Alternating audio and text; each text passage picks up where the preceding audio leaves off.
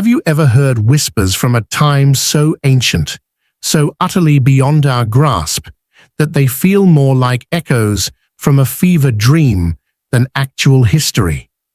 Conversations between gods and mortals, strange facts about flying machines in texts thousands of years old, or mysteries of weaponry that could level cities. It's a bit like finding a dusty, forgotten hard drive in your attic and discovering it holds the entire internet, but written in cuneiform. Tonight, we're not just reading history. We're diving headfirst into one of the grandest, most sprawling narratives ever conceived by the human mind. It's a story that asks profound questions about duty, destiny, family, and the brutal cost of war. Themes that, frankly, still keep philosophers and reality TV stars busy today. You might think you know what an epic is, but trust me, the Mahabharata redefines the word. It's not just a tale, it's a universe, a philosophy, a cautionary fable, and probably the reason ancient Indian bards never slept. So, before you get comfortable, take a moment to like the video and subscribe, but only if you genuinely enjoy what I do here. And hey, if you're listening in, why not drop your location and local time in the comments? It's always wild to see where these whispers travel. Now, dim the lights, maybe turn on a fan for that soft background hum, and let's ease into tonight's journey together. Our story, or rather, your story tonight, begins not with a bang, but with a deep, cosmic hum. Thousands of years ago, long before your ancestors even dreamed of inventing the wheel or the crucial technology that is the comfy sofa you're probably melting into. You find yourself standing on the fertile plains of what we now call northern India, a land bathed in the glow of a nascent civilization. This wasn't some barren wasteland. It was a patchwork of kingdoms, bustling with life, ideas, and a surprisingly complex social structure. Historians still argue whether the events described within the Mahabharata correspond to a specific historical period or if it's a grand amalgamation of several centuries of conflict and cultural evolution. You can almost feel the dust of ancient chariots stirring underfoot, smell the sacred smoke from forgotten rituals, and hear the distant chants of Brahmins.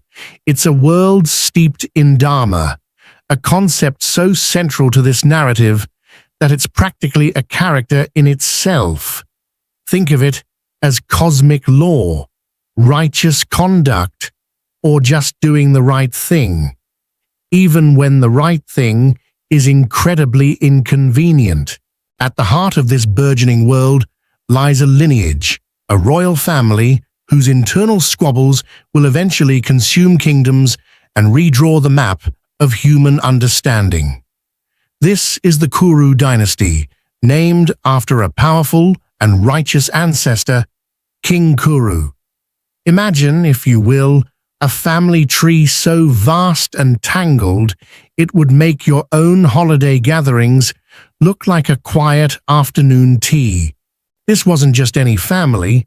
They were the custodians of a vast empire, their capital, Hastinapura, a glittering jewel by the Ganges River. You can almost picture it. Grand palaces, bustling marketplaces, and probably a few stray cows wandering through the main square. Because, well, India. Mainstream historical fact.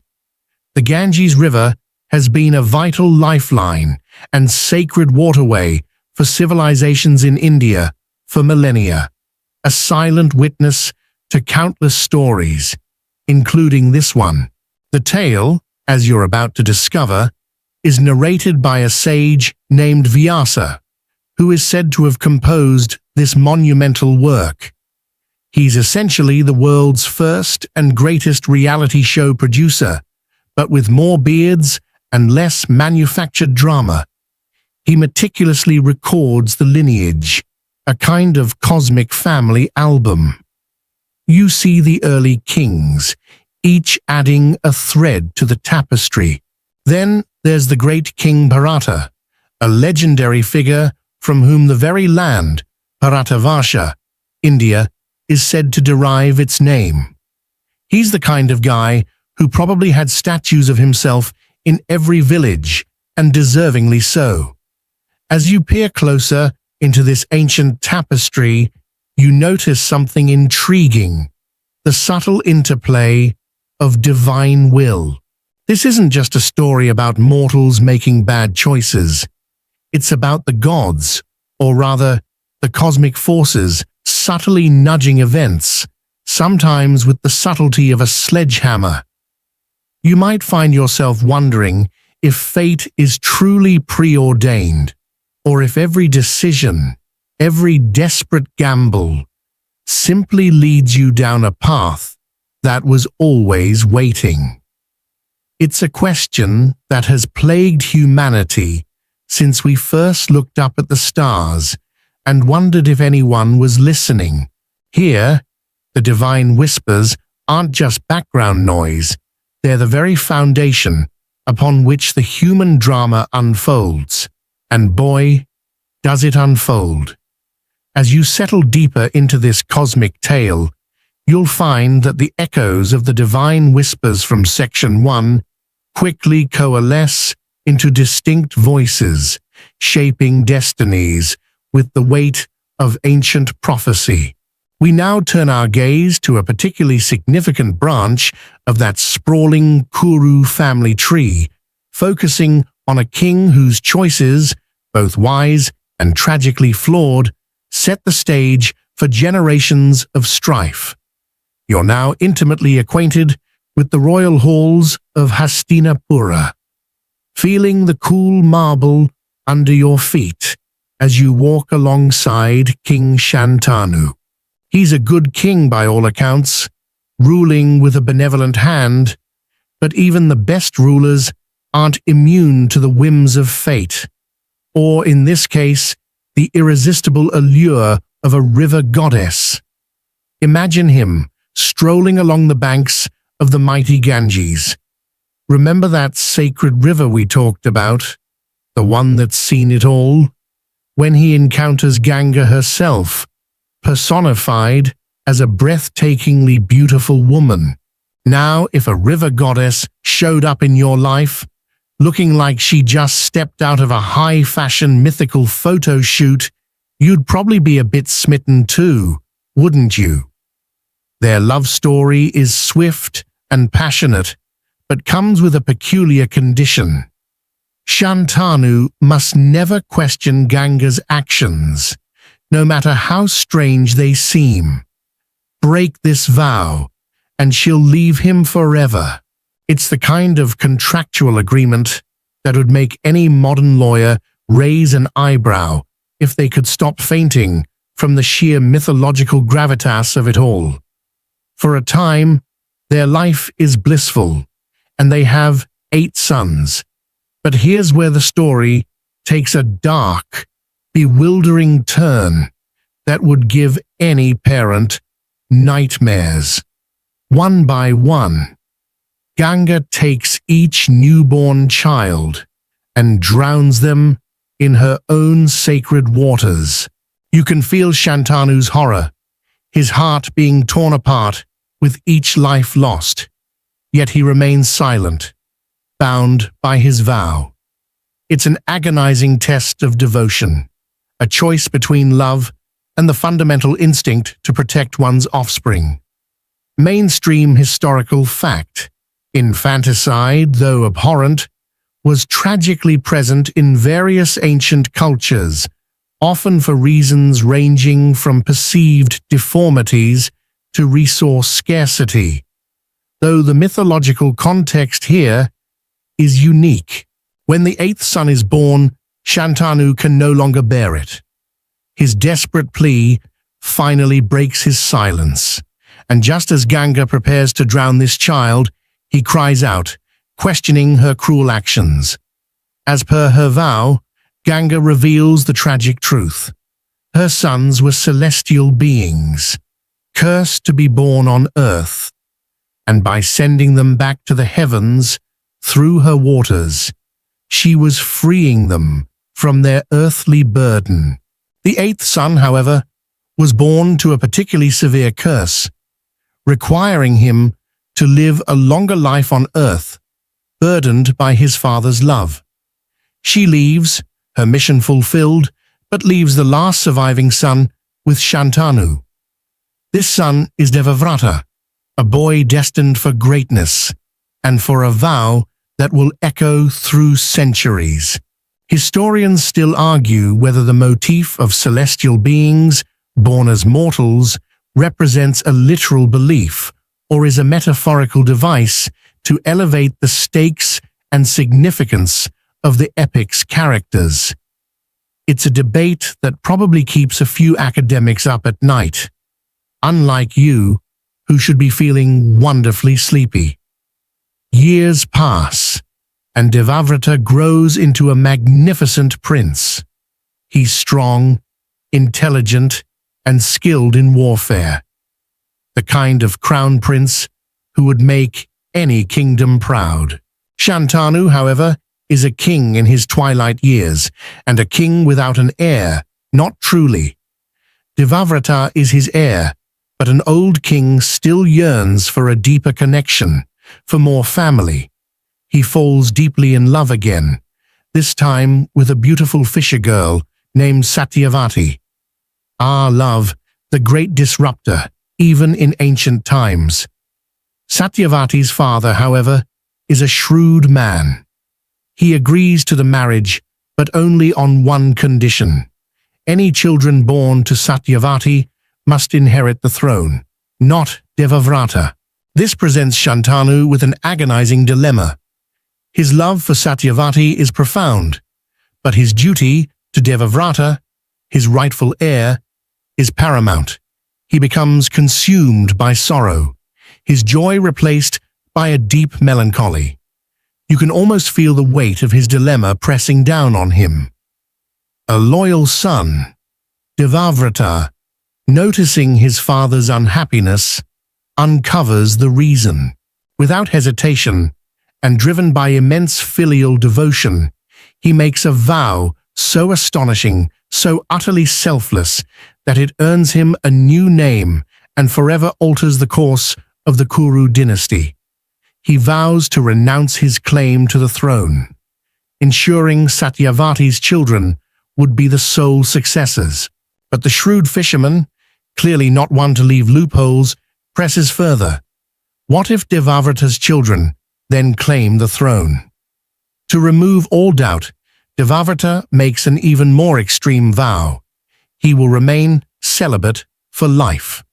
No children, no heirs, no possible challenge to Satyavati's line. This incredible, self-sacrificing pledge earns him the name Bhishma, he of the terrible vow. You see, he's not just a prince anymore. He's a living, breathing testament to sacrifice, a figure so unwavering in his resolve that even the gods probably took notes. It's a choice that ensures the present king's happiness, but, ironically, sows the seeds of future conflict, like planting a lovely rose bush that secretly grows thorns sharp enough to pierce a kingdom's heart. You've just witnessed a vow so profound, so utterly self-sacrificing, that it practically vibrates through the ancient air. Bhishma, the once mighty Devavrata, has willingly traded a throne and a family for his father's happiness, securing Satyavati's lineage at what seems like an unimaginable personal cost. You might be thinking, well, that's sorted then. Happy ending, roll credits. But oh dear listener, this is the Mahabharata, and happy endings are often just intermission music before the next, even more dramatic act. The ripples of Bhishma's terrible vow, like stones dropped into a pond, will spread far and wide, eventually becoming a tsunami that engulfs generations. With Bhishma out of the line of succession, Satyavati's children become the undisputed heirs. She bears Shantanu 2 sons, Chitrangada and Vichitravirya. Chitrangada, the elder, succeeds his father, but meets an untimely end in a skirmish with a Gandharva king who also happened to be named Chitrangada. Imagine the cosmic confusion at the pearly gates. It's like 2 people named Brad showing up to the same party, only one of them has a celestial weapon and a very bad temper. This leaves the younger brother, Vichitravirya, as king. However, Vichitravirya is still very young and, let's be frank, a bit unprepared for the complexities of kingship and, more pressingly, fatherhood. Here's where Bhishma, despite his vow of celibacy, steps in again, driven by his unwavering duty to the Kuru lineage. He takes it upon himself to find suitable brides for his young stepbrother. Mainstream historical fact. Arranged marriages were a prevalent social custom in many ancient societies, often serving to cement alliances and ensure dynastic continuity. So Bhishma, ever the dutiful guardian, journeys to the kingdom of Kashi, where a Swayamvara, a bride-choosing ceremony, is taking place for 3 beautiful princesses, Amba, Ambika, and Ambalika. Now, a Swayamvara isn't your average dating app, swipe right scenario. It's a grand affair where princesses choose their husbands from an assembly of eligible princes. Bhishma, seeing that Vichitravirya might be a tad too shy or simply not presentable enough to win the princesses' hearts in a traditional manner, decides to take a more direct approach. In a move that would probably get him cancelled on social media today, he abducts all 3 princesses by force, challenging the assembled kings and princes to stop him. You can almost hear the gasps and indignant shouts from the royal attendees. It's a bold, decisive move, showcasing his immense strength and unyielding will. He defeats all who challenge him, demonstrating why he truly is Bhishma. Historians still argue whether such bride abduction scenarios in ancient texts were literal practices or symbolic narratives emphasizing a warrior's prowess and the concept of might makes right in certain contexts. He brings the 3 princesses back to Hastinapura, intending them to be wives for Vichitravirya. However, there's a snag. Amba, the eldest, reveals she had already secretly pledged her heart to King Salva of Sauba. Bhishma, ever a stickler for Dharma, remember that cosmic law we talked about, allows Amba to return to Salva. You might think, okay, problem solved, 2 brides for Vichitravirya. But poor Amba's story is a tragic one. Salva, humiliated by her abduction, rejects her, refusing to take a bride who was won by another man. Amba, now scorned by both Salva and effectively by Bhishma's actions, vows vengeance against Bhishma, dedicating her life to his downfall. Her story is a chilling reminder that even the noblest intentions can have devastating, unforeseen consequences. Her resentment will fester, eventually leading to a pivotal moment much later in our tale. Meanwhile, Ambika and Ambalika marry Vichitravirya, but fate, it seems, has a cruel twist in store yet again. Vichitravirya, much like his older brother, dies young, childless, and before securing an heir to the throne. You might be sighing deeply by now, feeling the frustration of this constantly threatened lineage.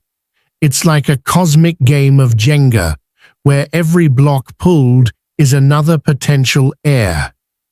The Kuru dynasty, once again, faces a crisis of succession. The throne is empty, and there's no direct male heir. Satyavati, now the matriarch, is understandably distraught. She turns to Bhishma, reminding him of his duty to the lineage. She even suggests he break his vow of celibacy to father children with Ambika and Ambalika for the sake of the dynasty. But Bhishma, true to his terrible vow, refuses. His resolve is unshakable. He will not compromise his Dharma, even for the most compelling of reasons. So, what's a dynastic matriarch to do? Satyavati, being the resourceful woman she is, recalls an ancient custom known as niyoga. This practice allowed a childless widow to conceive a son with a qualified male relative or sage to ensure the continuation of the family line, usually done with great formality and strict conditions. Think of it as ancient adoption, but with a lot more ritual and, let's be honest, potential for awkward family dinners. She summons her eldest son, Vyasa, the very sage who is narrating this entire epic to you. Yes, the author is also a character in his own story. A bit like finding out the director of your favorite movie is also the main character's long-lost sibling. Vyasa is a powerful, ascetic sage, known for his wisdom and austere lifestyle. He agrees to help, but his appearance, due to his rigorous austerities, is said to be quite fearsome. He's not exactly Prince Charming. You've just witnessed Satyavati's desperate yet ingenious solution to the succession crisis, calling upon the formidable sage Vyasa to ensure the Kuru lineage continues through the ancient practice of niyoga. It's a testament to the lengths people will go to preserve a royal line, even if it means a very unusual family reunion. You can almost feel the collective holding of breath in Hastinapura as this crucial, slightly unconventional plan unfolds. First, Ambika, the elder widow, is sent to Vyasa. However, upon seeing the austere sage, whose appearance is rough and unkempt from years of asceticism, she recoils in fear and closes her eyes. It's a perfectly understandable reaction, honestly. Imagine expecting a prince and getting someone who looks like they've just wrestled a bear in a cave. When the child is born, due to Ambika's closed eyes, he is born blind. This child is Dhritarashtra. You can almost hear the soft, sorrowful murmurs throughout the palace. A blind king, even in ancient times, presented a significant challenge to governance, relying entirely on the sight of others. Mainstream historical fact. Physical disabilities, particularly blindness, often posed considerable societal and practical challenges in ancient leadership roles, though exceptional individuals sometimes overcame these. Next, Ambalika, the younger widow, is sent to Vyasa.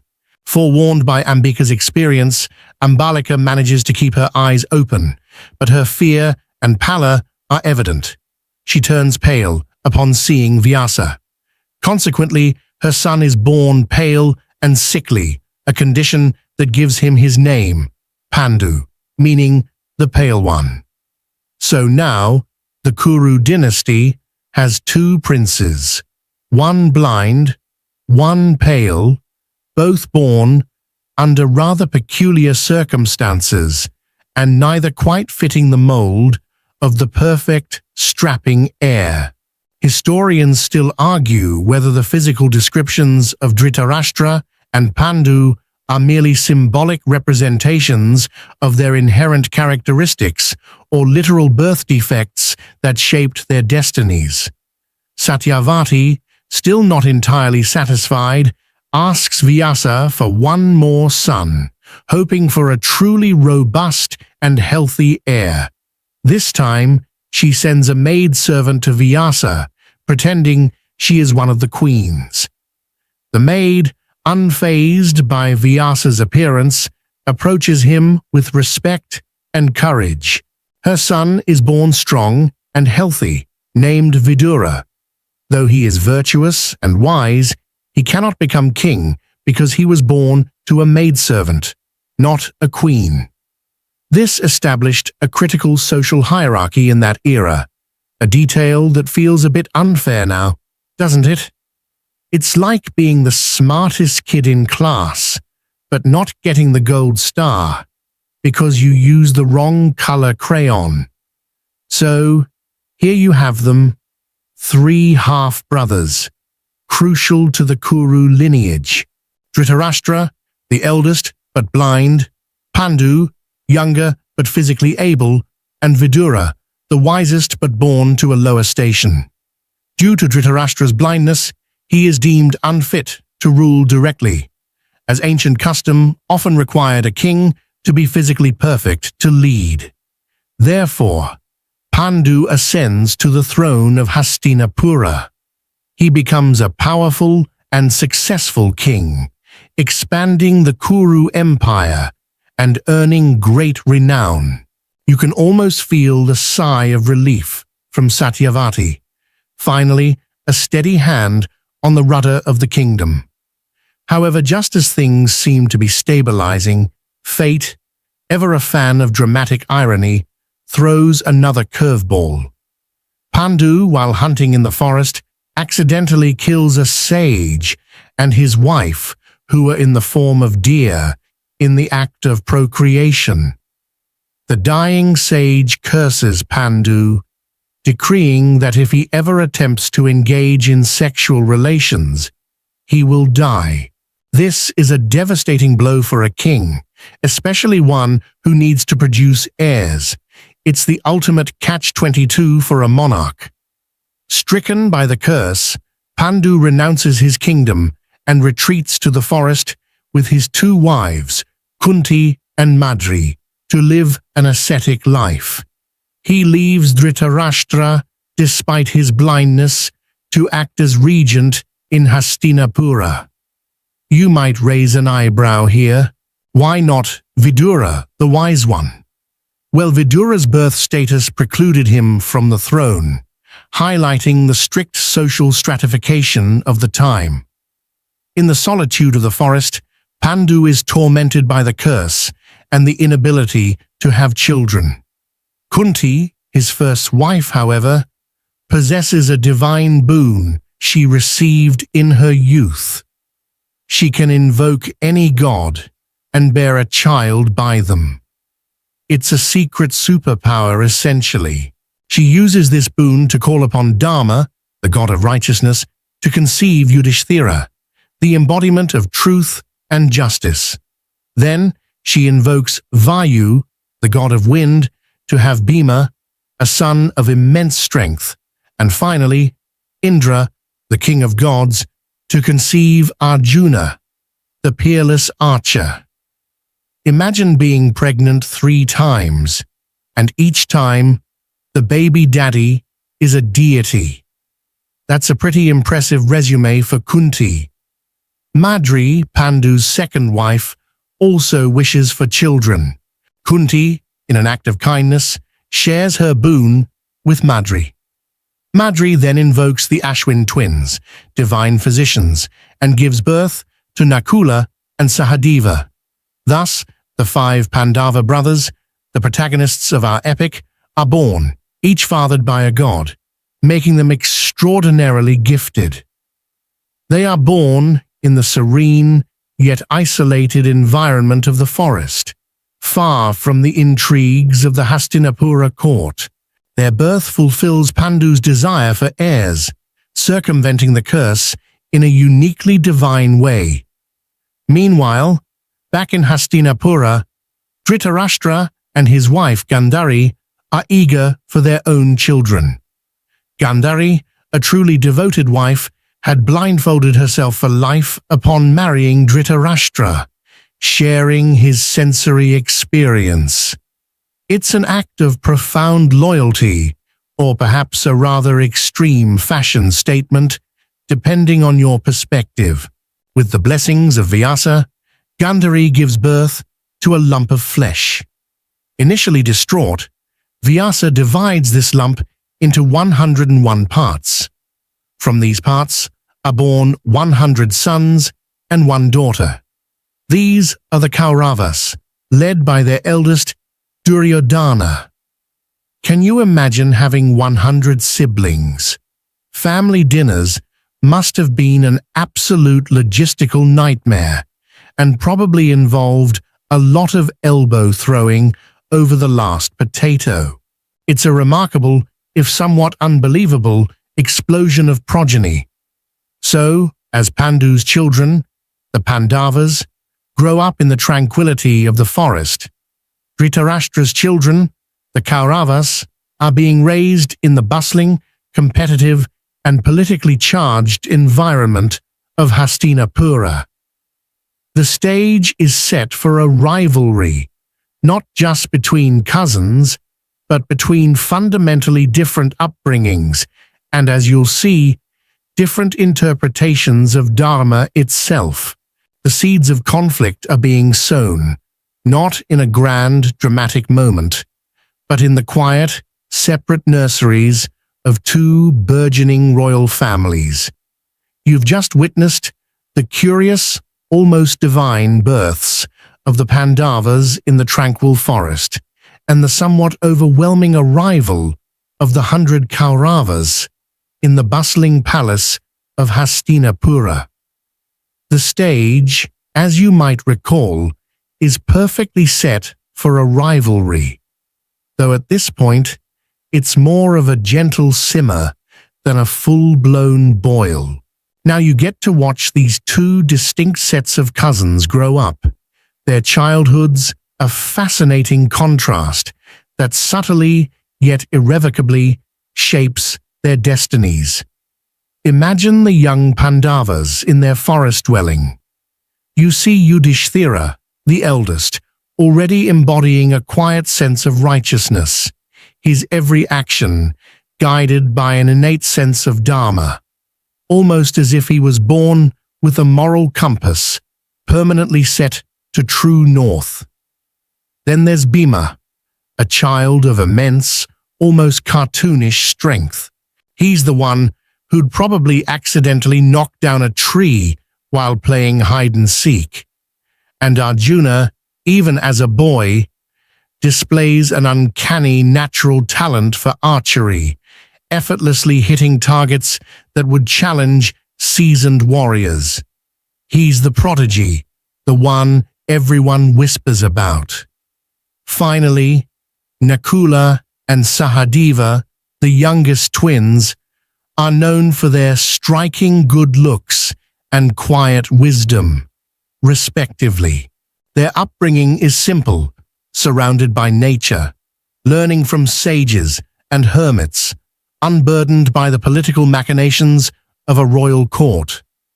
Their play involves hunting, tracking, and mastering rudimentary skills, all while absorbing the timeless lessons of forest life. It's a bit like an ancient, spiritual summer camp, but with more divine parentage and fewer s'mores. Tragically, while the Pandavas are still young, King Pandu succumbs to his curse, dying when he attempts intimacy with Madri. Overwhelmed by grief and guilt, Madri immolates herself on his funeral pyre, a practice known as sati, leaving the 5 young Pandavas orphaned. It's a heartbreaking scene, and you can feel the sudden weight of their loss. Bhishma and Vidura, back in Hastinapura, learn of this tragedy and dispatch a party to bring the young Pandavas back to the capital.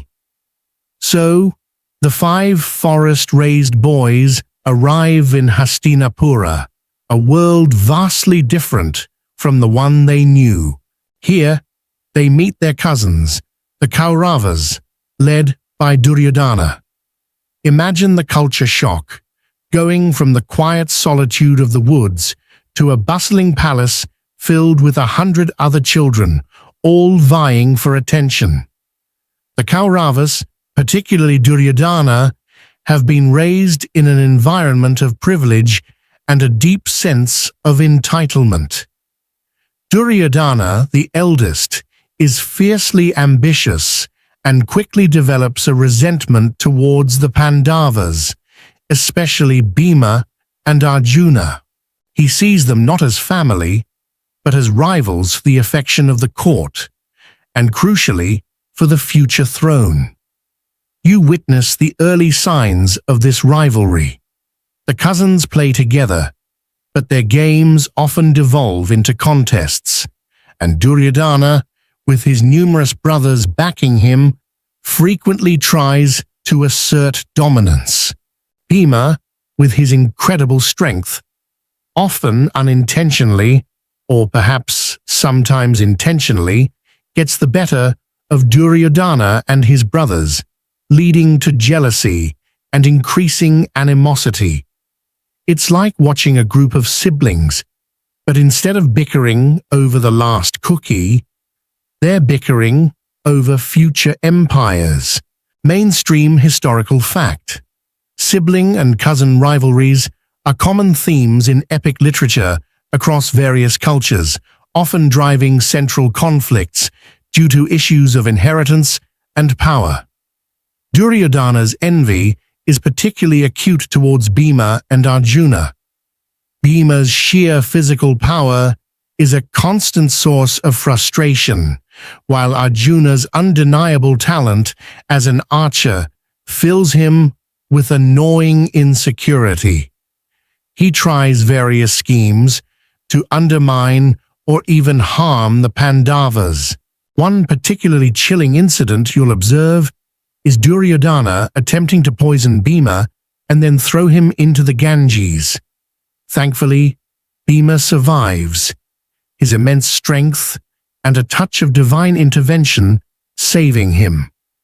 This incident solidifies the deep-seated malice Duryodhana holds, making it clear that his dislike isn't just childish jealousy. It's something darker and more dangerous. Historians still argue whether such dramatic attempts on lives were common in ancient royal courts or serve as literary devices to highlight character motivations and foreshadow future events.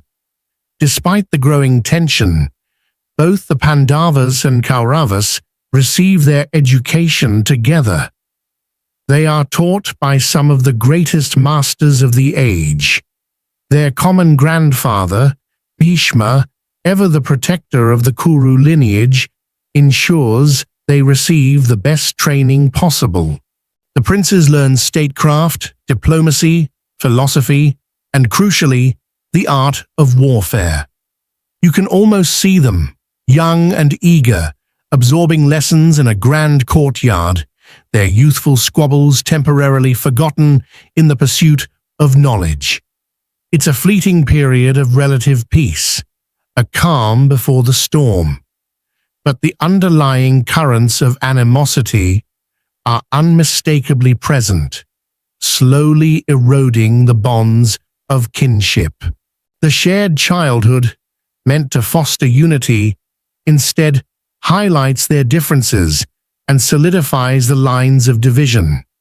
It's like putting oil and water in the same bottle and shaking it vigorously. For a moment, they mix, but inevitably, they separate.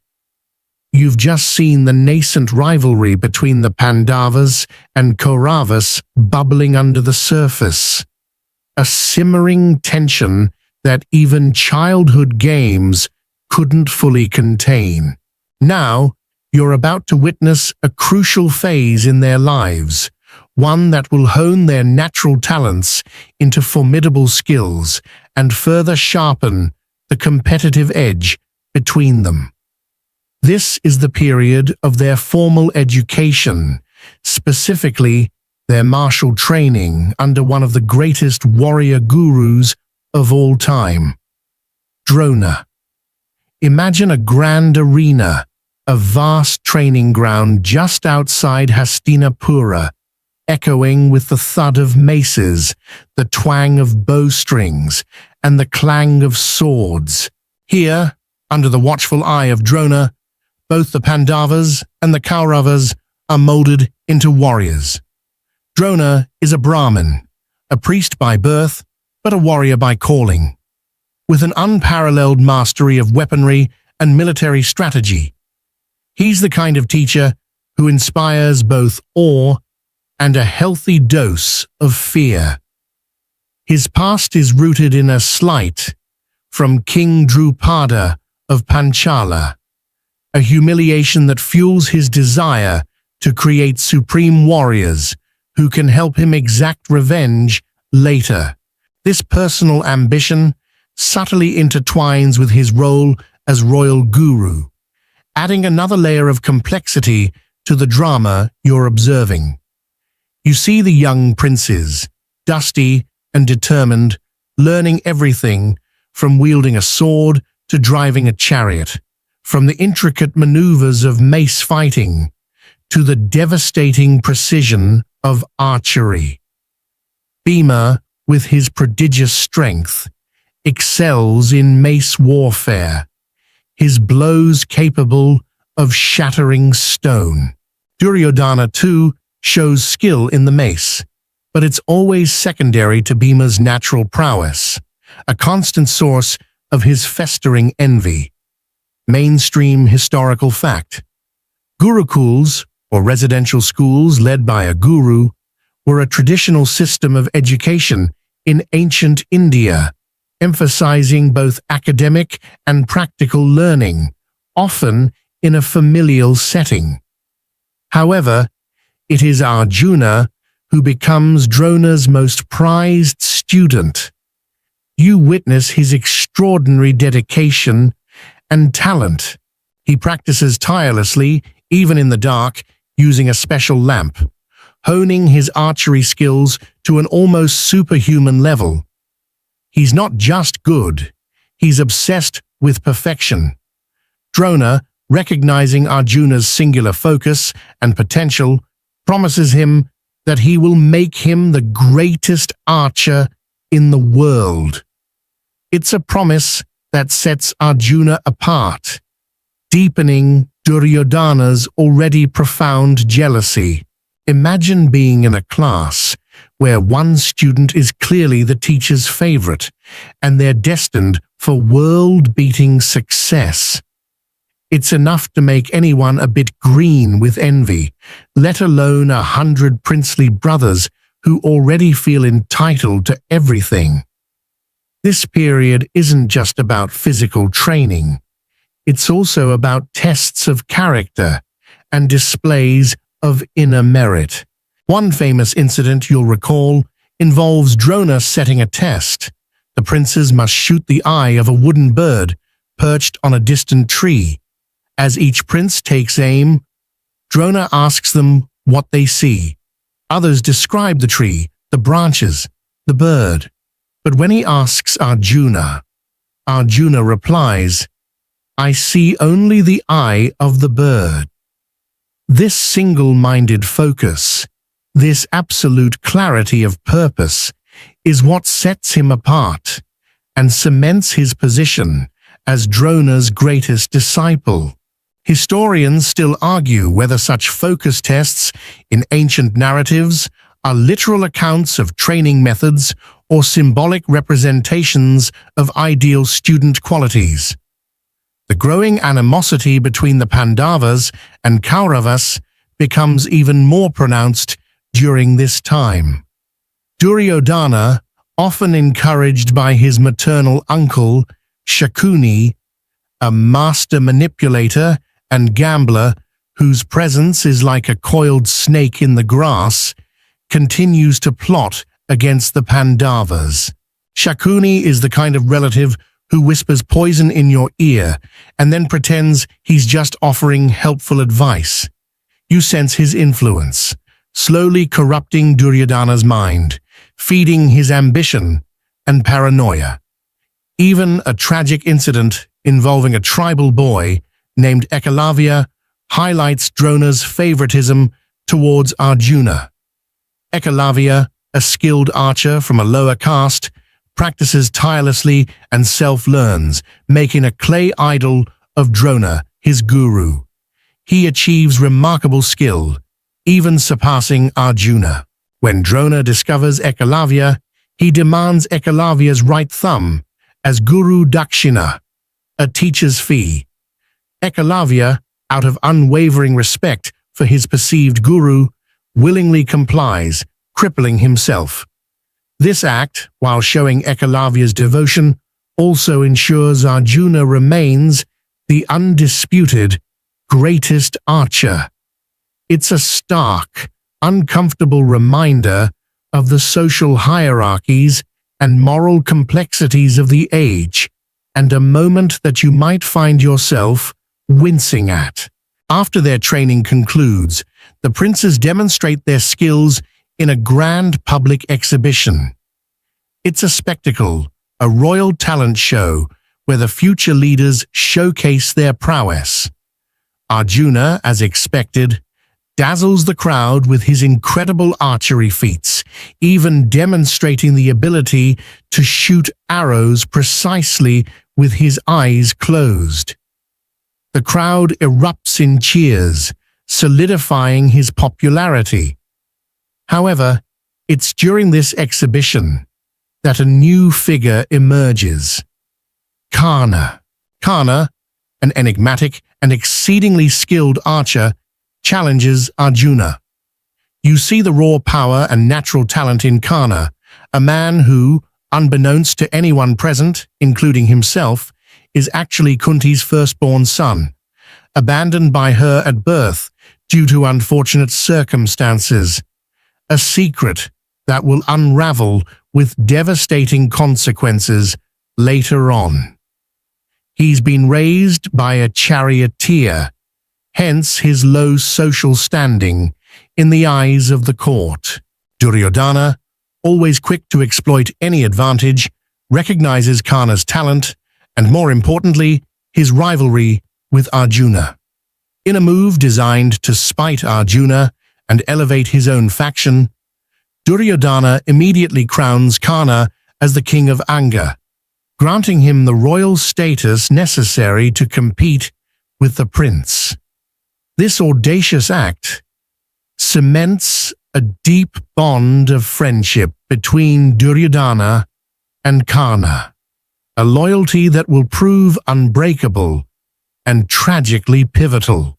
It's like a corporate CEO suddenly promoting a brilliant but unknown intern just to annoy his rival. Thus, the stage is now even more crowded with talent, ambition, and simmering animosity. The training under Drona, meant to equip the princes for leadership, has instead intensified their personal rivalries, laying down foundational antagonisms that will, without a doubt, contribute to the colossal conflict looming on the horizon. The lines are being drawn, not with chalk, but with the sharp edges of destiny. You've just witnessed the intense training under Drona, the rise of Arjuna as the supreme archer, and the dramatic entrance of Karna, an enigmatic figure whose bond with Duryodhana promises nothing but further complications. The rivalry between the Pandavas and Kauravas, once a childhood squabble, has now solidified into something far more substantial, fueled by jealousy, ambition, and the subtle machinations of Shantanu. Now, as the tensions in Hastinapura simmer, a new, almost impossibly influential character enters the narrative. a figure whose very presence seems to bend the fabric of reality itself. This is the moment Krishna, the divine cowherd, steps into the spotlight, forever intertwining his destiny with the Pandavas. You first encounter Krishna not as a king, but as a charming, enigmatic figure from the Yadava clan, specifically the Vrishnis. His kingdom, Dwarka, is far to the west, a glittering city built on the coast, perhaps even partially submerged in legend. He's known for his wisdom, his mischievous charm, and his unparalleled strategic mind. He's not just a powerful prince. He's believed by many to be an incarnation of Vishnu, the preserver god, though for now you perceive him through the lens of a brilliant political and spiritual leader. His arrival isn't announced with trumpets and fanfare for his own glory, but rather through his growing reputation and quiet, yet profound influence. The Pandavas, especially Arjuna, are drawn to Krishna almost instinctively. You can imagine the connection forming, a young gifted warrior finding a mentor and friend in a figure of immense spiritual and practical wisdom. Krishna, in turn, recognizes the inherent righteousness and destined role of the Pandavas. His presence brings a new dimension to their struggles, offering them not just practical advice, but also a profound spiritual anchor. He isn't just a political ally. He's a cosmic guide. Mainstream historical fact. The city of Dwarka, traditionally believed to be Krishna's capital, has been the subject of archaeological explorations, with findings suggesting ancient submerged settlements off the coast of Gujarat. Krishna's role quickly transcends mere friendship. He becomes a vital counselor, a strategist, and a moral compass for the Pandavas.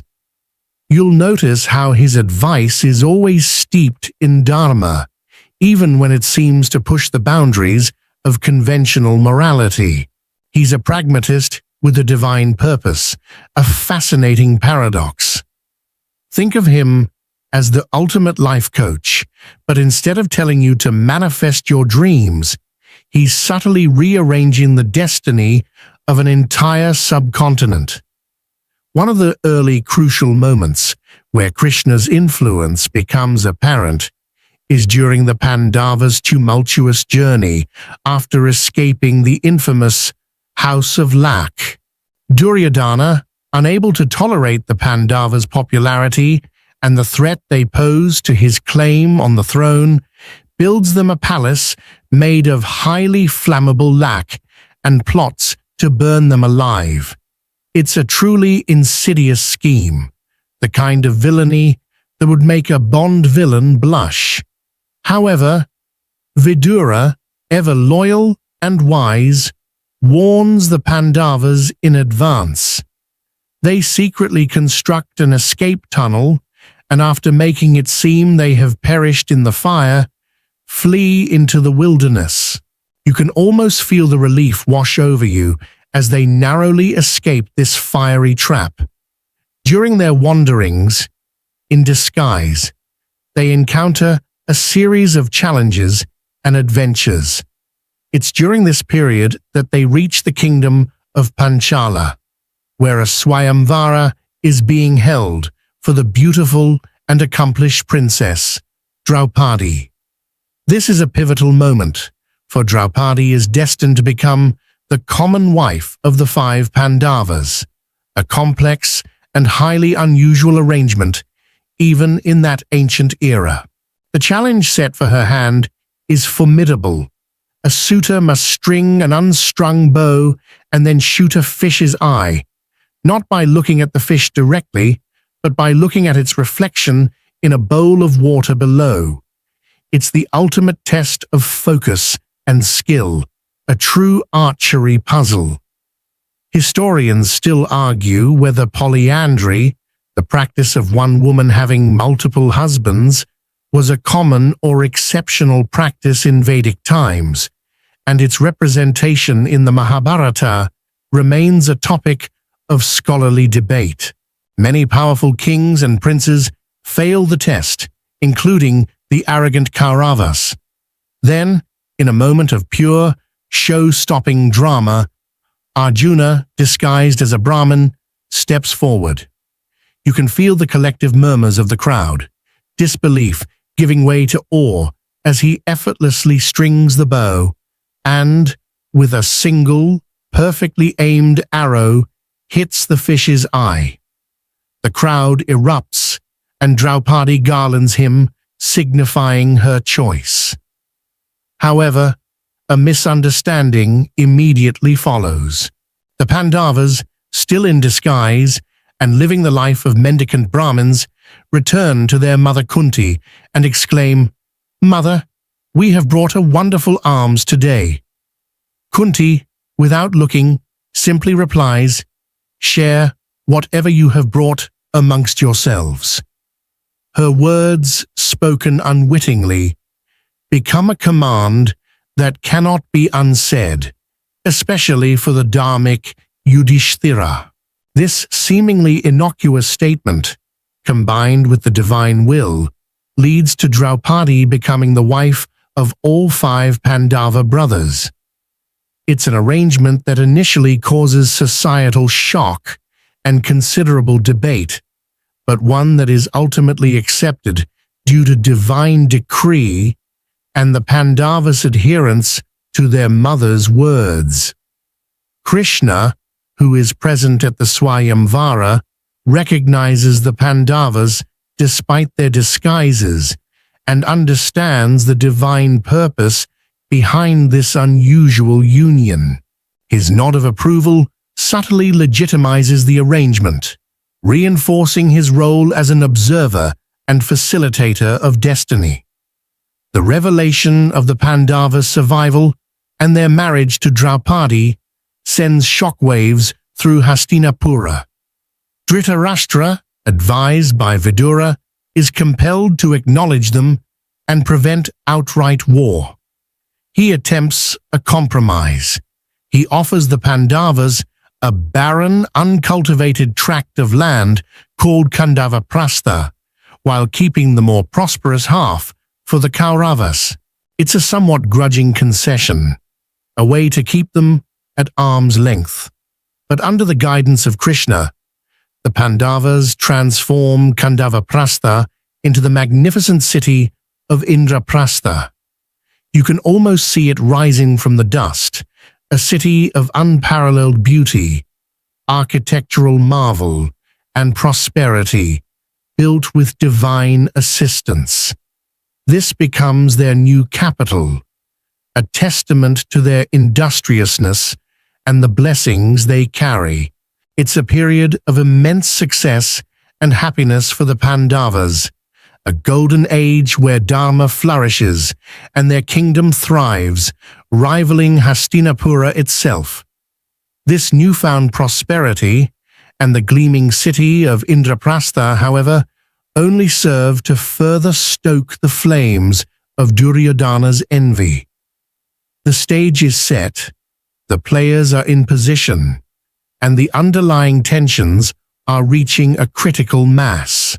You've just witnessed the Pandavas, guided by Krishna, transform a barren wasteland into the gleaming marvel that is Indraprastha, a testament to their virtue and divine favor. Their prosperity, however, acts like a magnifying glass on Duryodhana's already festering envy. The peace, so carefully constructed by Vidura and Dhritarashtra's compromise, is fragile, a thin veneer over a cauldron of resentment. You can feel the air growing heavy with unspoken threats, the kind that make your hair stand on end even thousands of years later. The stage is now perfectly set for the event that, perhaps more than any other single incident, irrevocably pushes the Kuru family towards its catastrophic war, the infamous dice game. This isn't just a casual game night. It's a meticulously crafted trap, a venomous snare laid by Duryodhana with the insidious help of his maternal uncle, Shantanu. Remember him? The master manipulator with the loaded dice and an uncanny ability to whisper evil into an eager ear. Shantanu is less a dice player and more a psychological warfare expert. Duryodhana, consumed by jealousy over Indraprastha's splendor and the Pandavas' burgeoning power, convinces his blind father, Dhritarashtra, to invite Yudhishthira to a game of dice. Dhritarashtra, despite Vidura's earnest pleas and warnings, succumbs to his son's persistent demands and his own weakness for Duryodhana. You can almost see him, torn between his conscience and his overwhelming love for his eldest son, a love that blinds him more effectively than any physical ailment. Mainstream historical fact. Gambling was a recognized, albeit often condemned, activity in ancient Indian society, appearing in various texts as a source of ruin.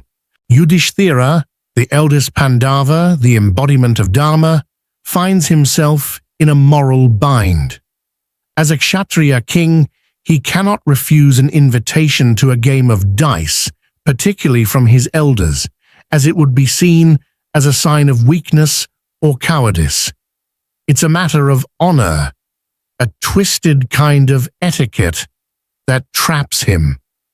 You feel his apprehension, his knowing that something is terribly wrong, yet compelled to attend. The game begins. Shantanu, with his mastery of loaded dice and psychological manipulation, faces Yudhishthira. You watch as Yudhishthira, despite his reputation for wisdom, is progressively ensnared. He bets his wealth, then his kingdom, then his brothers, one by one. It's a slow, agonizing descent into ruin. Each throw of the dice is a hammer blow, chipping away at everything the Pandavas hold dear. He loses his magnificent chariot, his treasury, even the very citizens of Indraprastha. With each loss, you feel the knot of dread tightening in your stomach. Historians still argue whether Yudhishthira's continued participation in the dice game was a demonstration of a fatal flaw in his character, a tragic adherence to Kshatriya code, or a divinely ordained event. Then, in a moment of unimaginable despair, Yudhishthira, having lost everything else, stakes himself and loses. The Pandavas are now slaves, bound to Duryodhana. You can almost hear the triumphant, cruel laughter of Duryodhana and his brothers echoing through the hall. But the most heinous act is yet to come. Duryodhana, in his moment of perceived triumph, orders his brother Dushasana to bring Draupadi, the common wife of the Pandavas, into the assembly hall and publicly disrobe her. Draupadi, horrified and humiliated, pleads for justice, for recognition of her dignity. She appeals to the elders, to Dhritarashtra, to Bhishma, but they remain silent, bound by their complex vows, or simply too afraid to defy Duryodhana. It's a moment of utter moral collapse in the Kuru court. You feel the profound shame, the burning injustice of it all. As Dushasana attempts to strip her sari, Draupadi, in a desperate act of faith, prays to Krishna. And then, a miracle occurs. Her sari becomes endless, unwrapping layer after layer, frustrating Dushasana's efforts until he collapses in exhaustion. Krishna's divine intervention saves her honor. a powerful moment that underscores his protective presence for the Pandavas. You can almost feel the collective gasp of the assembly, a mixture of awe and terror. This public humiliation, known as the Draupadi Vastraharan, disrobing, is the ultimate insult, an unpardonable sin that ignites an unquenchable fire of rage in the hearts of the Pandavas, especially the mighty Bhima. Bhima, enraged beyond measure, swears a terrible oath. He will shatter Dushasana's chest and drink his blood, and he will break Duryodhana's thighs in battle. Arjuna, too, pledges to kill Karna. These vows are not just angry outbursts. They are sacred oaths, binding the Pandavas to a path of vengeance that can only be resolved through blood. Even Dhritarashtra, seeing the horrific turn of events and fearing the repercussions, intervenes. He offers Draupadi a boon, which she uses to free her husbands and retrieve all that they lost in the game. You might breathe a sigh of relief, thinking the crisis is averted. But no, the poison has spread too far. Duryodhana, still consumed by his hatred and fearing the Pandavas' return to power, convinces Dhritarashtra to invite Yudhishthira to another dice game, with the condition that the loser must go into exile for 12 years, followed by 1 year of living incognito. If they are discovered during the incognito year, they must repeat the exile. Yudhishthira, again bound by his code, accepts the challenge, and inevitably, he loses again. It's a horrifying repetition of folly, a slow-motion car crash that you can't tear your eyes from. Thus, the Pandavas are forced into a long, arduous exile, stripped of their kingdom, their pride deeply wounded, but their resolve for eventual justice hardened. The dice game isn't just a game. It's the catalyst, the spark that ignites the powder keg, ensuring that the Kuru family feud will ultimately be settled not by negotiations, but by the clash of steel on the battlefield. You feel the bitter taste of defeat, but also the ominous promise of retribution to come. You've just witnessed the catastrophic outcome of the dice game, feeling the raw humiliation of Draupadi and the burning vows of the Pandavas. Stripped of everything, exiled by a twisted game of chance, you now follow the 5 brothers and their shared wife as they embark on the arduous journey of their 13-year banishment. This isn't a leisurely holiday.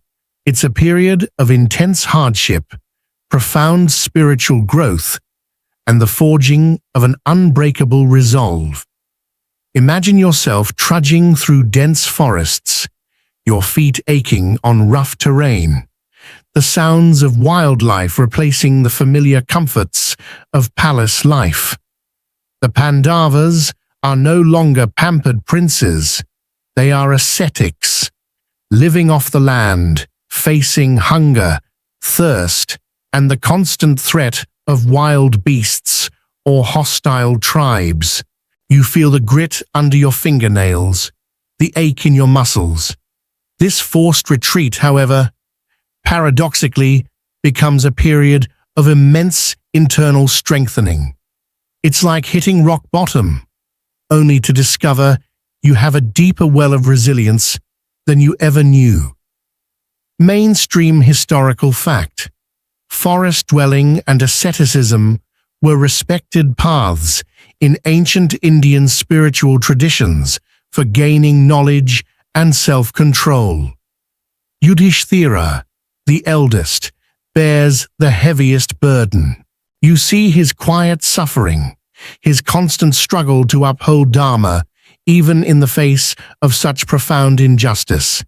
He knows his folly in the dice game led them to this fate, and his internal battle to maintain his righteous path is palpable. He seeks wisdom from various sages and hermits they encounter in the forest, learning lessons of patience, forgiveness, and the true meaning of duty. He's trying to find the light, even in the deepest shadows. Bhima, still seething from Draupadi's insult, often struggles with his temper, longing for the day he can unleash his fury on Dushasana and Duryodhana. You feel his frustrated strength, his yearning for violent retribution. Yet even he learns restraint, tempered by Yudhishthira's counsel and the wisdom imparted by forest sages. He occasionally encounters and defeats powerful demons and monsters during this period, protecting his family and demonstrating his undiminished might. Imagine him wrestling a giant demon, all while trying to remember Yudhishthira's latest lecture on patience. Arjuna, ever the dedicated warrior, uses this time to further hone his skills. This isn't just about practicing archery, it's about seeking divine weapons and blessings, preparing for the inevitable war that looms large in their future. You'll see his immense focus, his unwavering commitment to becoming the most formidable warrior imaginable. This period of exile, far from weakening him, makes him sharper, deadlier. The twins, Nakula and Sahadeva, also mature significantly. Nakula becomes renowned for his expertise with horses and his skill in battle, while Sahadeva's profound wisdom and knowledge, especially in astronomy and statecraft, deepen. Draupadi, too, endures the hardships with remarkable fortitude, her spirit unbroken, her memory of the humiliation at the dice game a constant spur. She is their strength and their conscience, reminding them of the injustice they suffered. Historians still argue whether the extensive descriptions of ascetic practices and divine boons in the forest represent spiritual ideals or serve to enhance the heroic stature of the Pandavas in preparation for their ultimate conflict. During their wanderings, they encounter numerous sages and receive prophecies and blessings. One significant encounter is with the sage Vyasa himself. Remember, their biological father, who advises them to seek divine weapons to prepare for the inevitable war. He specifically guides Arjuna to undertake severe penance to acquire celestial arms, foreshadowing the immense power he will need. You can almost feel the weight of this impending conflict pressing down on them, even in the quiet of the forest. Another notable incident during their exile is the story of the Yakshas and the pond. Yudhishthira's brothers, thirsty, go to a mysterious pond, but ignore the voice of a Yaksha, a nature spirit, who poses riddles. One by one, Bhima, Arjuna, Nakula, and Sahadeva drink from the pond without answering the questions and fall unconscious. When Yudhishthira arrives, he correctly answers all of the Yaksha's profound questions on Dharma, morality, and life, demonstrating his unparalleled wisdom and adherence to righteousness. This act saves his brothers, bringing them back to life. It's a powerful moment that truly highlights Yudhishthira's intellectual and moral supremacy, even in the face of death. It's a bit like a cosmic pop quiz, but with much higher stakes than just a failing grade. Meanwhile, back in Hastinapura, Duryodhana reigns supreme, but his rule is tainted by paranoia and ambition. He constantly fears the Pandavas' return, and his spies are always on the lookout for any sign of them. He enjoys the spoils of the kingdom, but remains deeply insecure, aware that his claim to the throne is built on deceit. You see the contrast: the Pandavas, growing stronger in adversity, and Duryodhana, growing more consumed by his own fear and greed, sitting on a stolen throne. The exile isn't just about physical survival. It's a period where the Pandavas' bonds as brothers are tested and solidified. They rely on each other, supporting one another through their shared adversity. This time also provides an opportunity for them to gather powerful allies.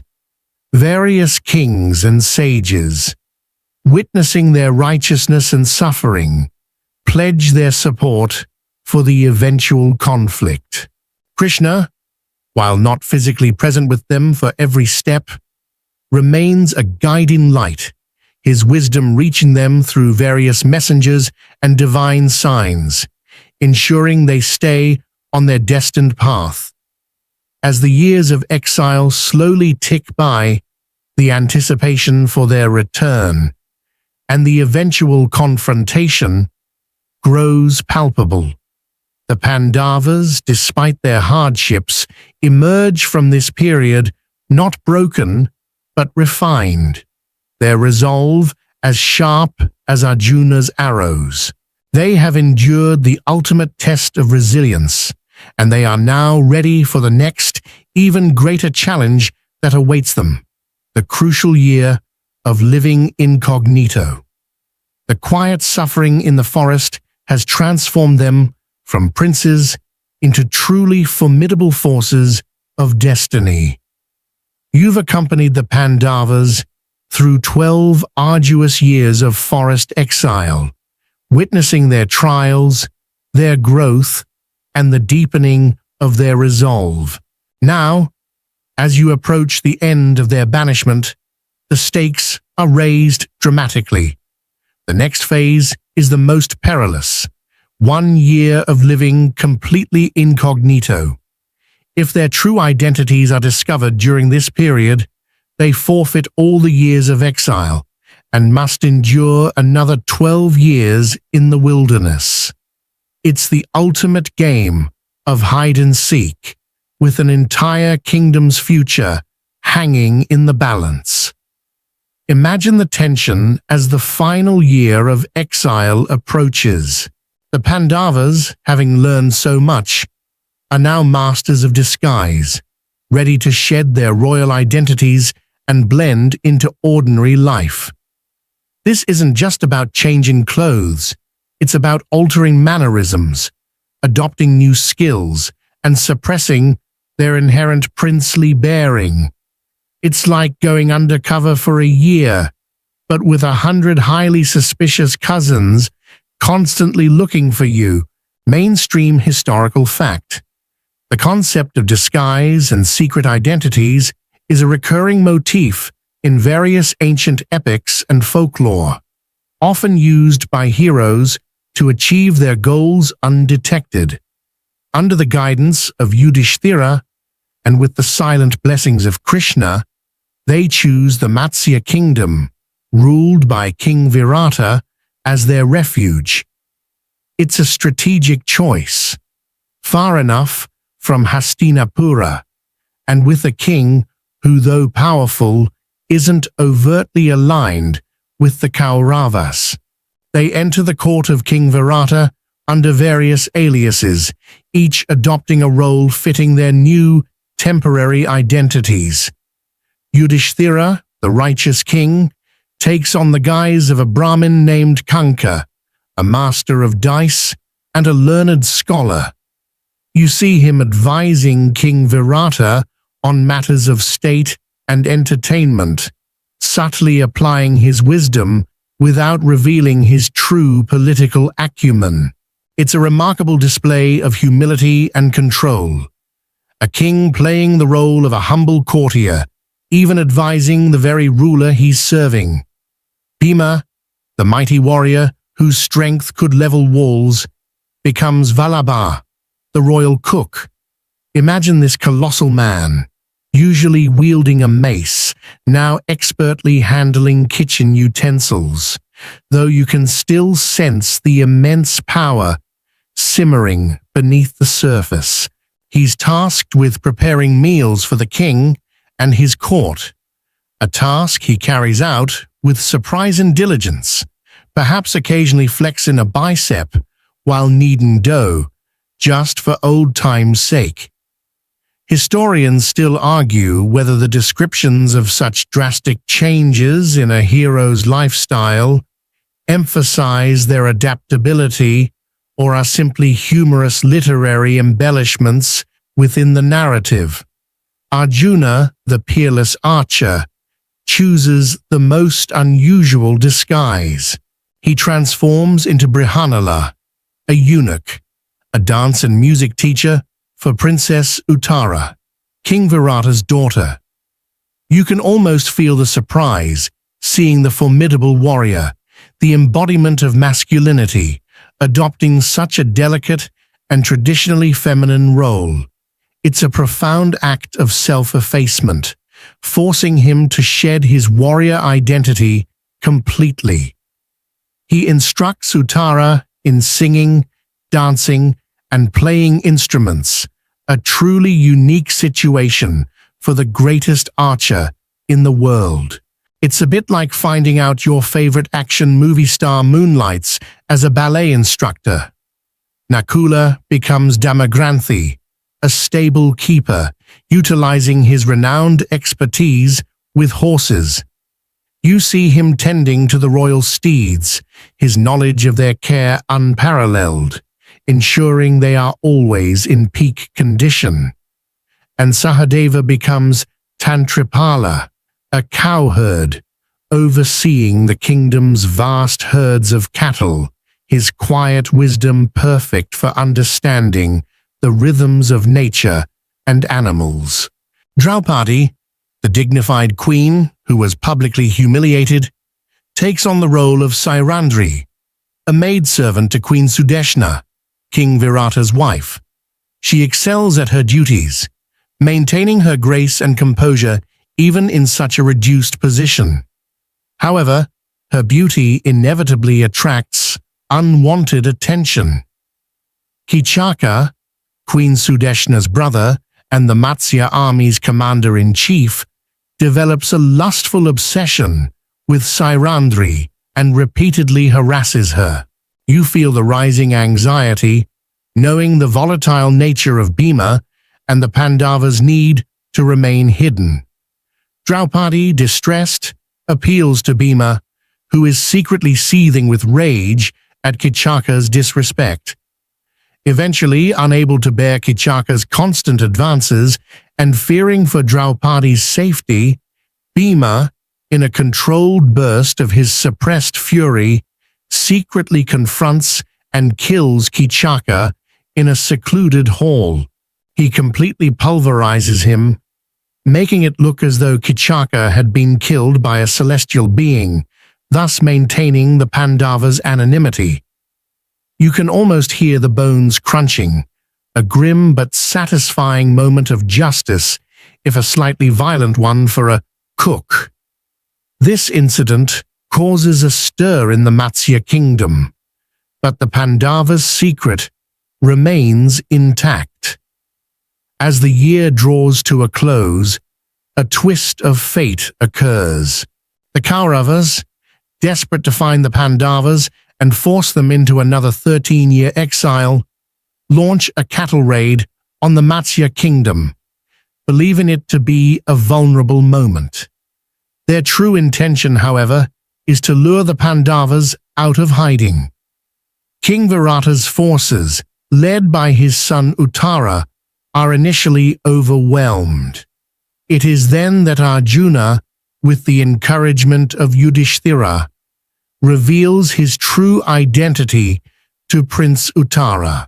Arjuna, in his form as Brihanala, takes charge, retrieving his Gandiva bow from a hidden tree, and single-handedly repels the entire Kaurava army.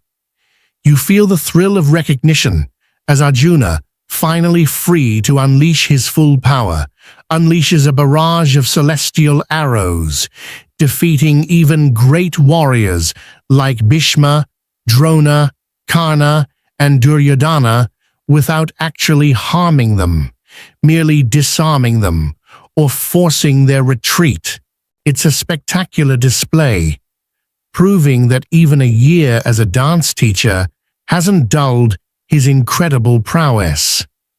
As the 13th year concludes, the Pandavas' identities are revealed, not because they were discovered by the Kauravas, but because they chose to reveal themselves after fulfilling their vow. The Matsya kingdom rejoices. King Virata realizes who his esteemed guests truly were, and a powerful alliance is forged. The incognito year is successfully completed. The Pandavas have emerged from their ordeal stronger, wiser, and with powerful new allies. Now, with their exile fulfilled, the time for diplomacy, or the lack thereof, will begin. The stage is perfectly set for the inevitable confrontation, a full reckoning for the dice game.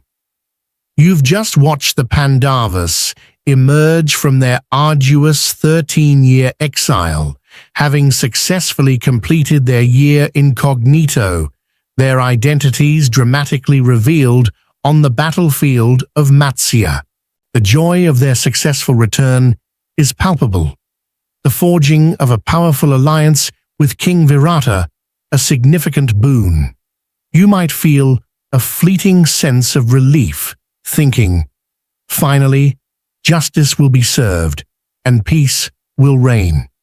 But dear listener, in the grand narrative of the Mahabharata, peace is often a mirage, especially when colossal egos and ancient grudges are involved.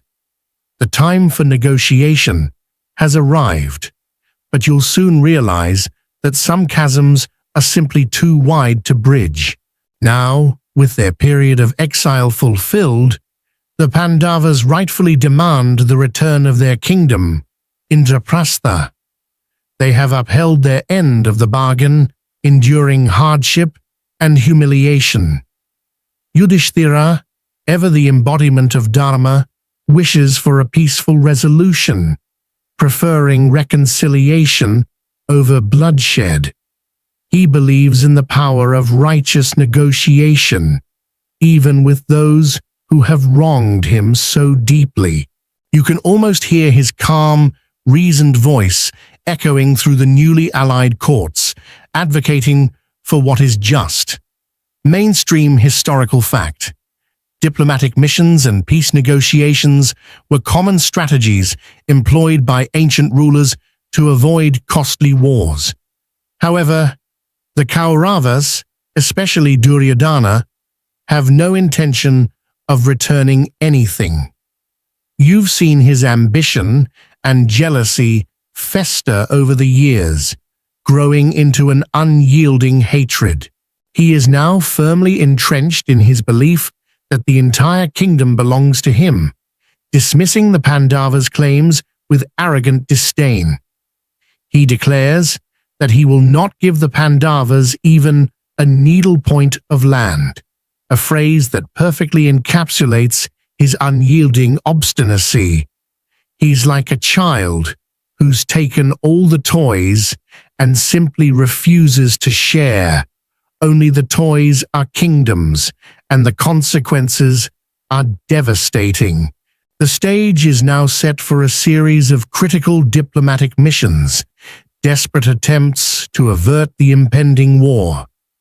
The Kuru elders, including the blind king Dhritarashtra, Bhishma, Drona, and Vidura, are deeply conflicted. They recognize the righteousness of the Pandavas' claim and the grave implications of war. Yet they are either bound by loyalty to Dhritarashtra, by old age and a sense of duty, or by their inability to sway Duryodhana's hardened heart. You sense their internal struggle. Their pleas to Duryodhana often falling on deaf ears like whispers against a hurricane. It is here that Krishna steps forward as the primary peace emissary for the Pandavas. His role is absolutely pivotal. He agrees to go to Hastinapura, not just as an envoy, but as a divine mediator, despite knowing the slim chances of success. You watch him prepare for this mission, understanding that it's perhaps the last hope for peace. He is the ultimate diplomat, possessing divine wisdom, impeccable logic, and an aura of irresistible charm. He attempts to reason with Dhritarashtra, appealing to his sense of justice and his duty as a father and king. He tries to make Duryodhana see the folly of his ways, explaining the catastrophic consequences of war for both sides. Historians still argue whether Krishna's peace mission was a genuine attempt at reconciliation or a preordained step to highlight Duryodhana's intransigence and justify the coming conflict. Krishna presents a reasonable proposal. The Pandavas are willing to settle for just 5 villages, one for each brother, to avoid war. 5 small villages, a mere pittance compared to the vast kingdom they rightfully owned. It's a generous offer, a final olive branch extended by Yudhishthira. You feel the tension in the royal court as Krishna makes this proposal, seeing the faces of the elders, hoping against hope that Duryodhana will relent. But Duryodhana, fueled by Shakuni's poisonous advice and his own inflated ego, vehemently rejects even this modest request. He insults Krishna, attempts to arrest him, and declares unequivocally that he will not yield any land. His arrogance knows no bounds. This moment is the point of no return. Krishna, having exhausted all diplomatic avenues, understands that war is now inevitable. His mission, though a failure in achieving peace, succeeds in exposing Duryodhana's unrighteousness to the entire world, cementing the moral high ground for the Pandavas. You see the divine resignation in Krishna's eyes, the acknowledgement that free will, even when leading to destruction, must run its course. Following Krishna's failed mission, various other figures make their own desperate attempts at reconciliation.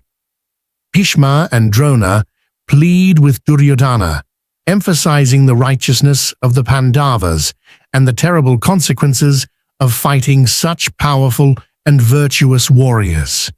Even Gandhari, Dhritarashtra's wife and Duryodhana's own mother, tries to reason with her son, begging him to choose peace. You witness her heartbreaking despair as her son remains deaf to all pleas, set on his destructive path.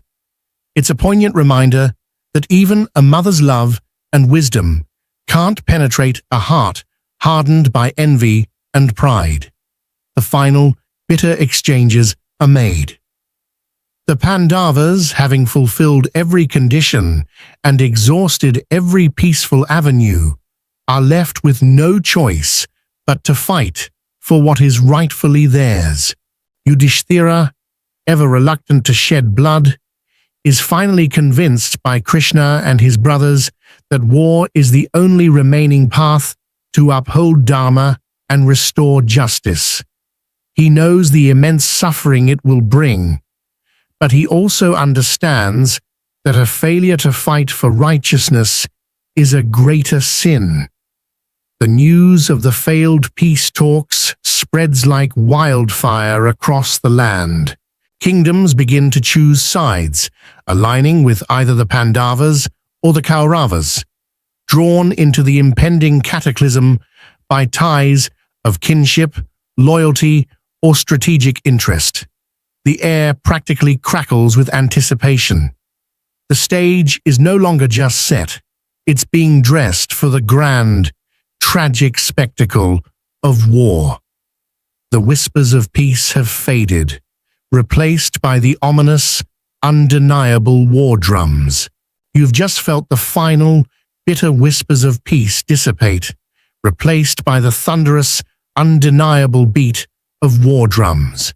Krishna's valiant efforts at diplomacy have failed, leaving no doubt that a colossal conflict is now inevitable. The Kuru family feud, once a distant rumor or a palace intrigue, has escalated into a full-blown continental crisis.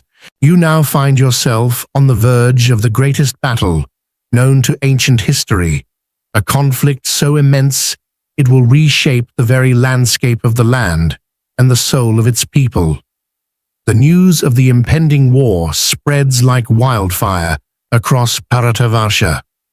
Kings, clans, and armies begin to mobilize, choosing sides in this epic struggle.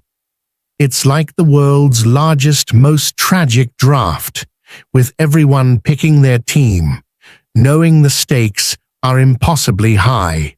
You can imagine the bustling camps, the sharpening of swords, the polishing of armor, the nervous energy that permeates every corner of the land. Mainstream historical fact. The gathering of large, multi-kingdom armies was a feature of ancient warfare, often involving complex logistical challenges.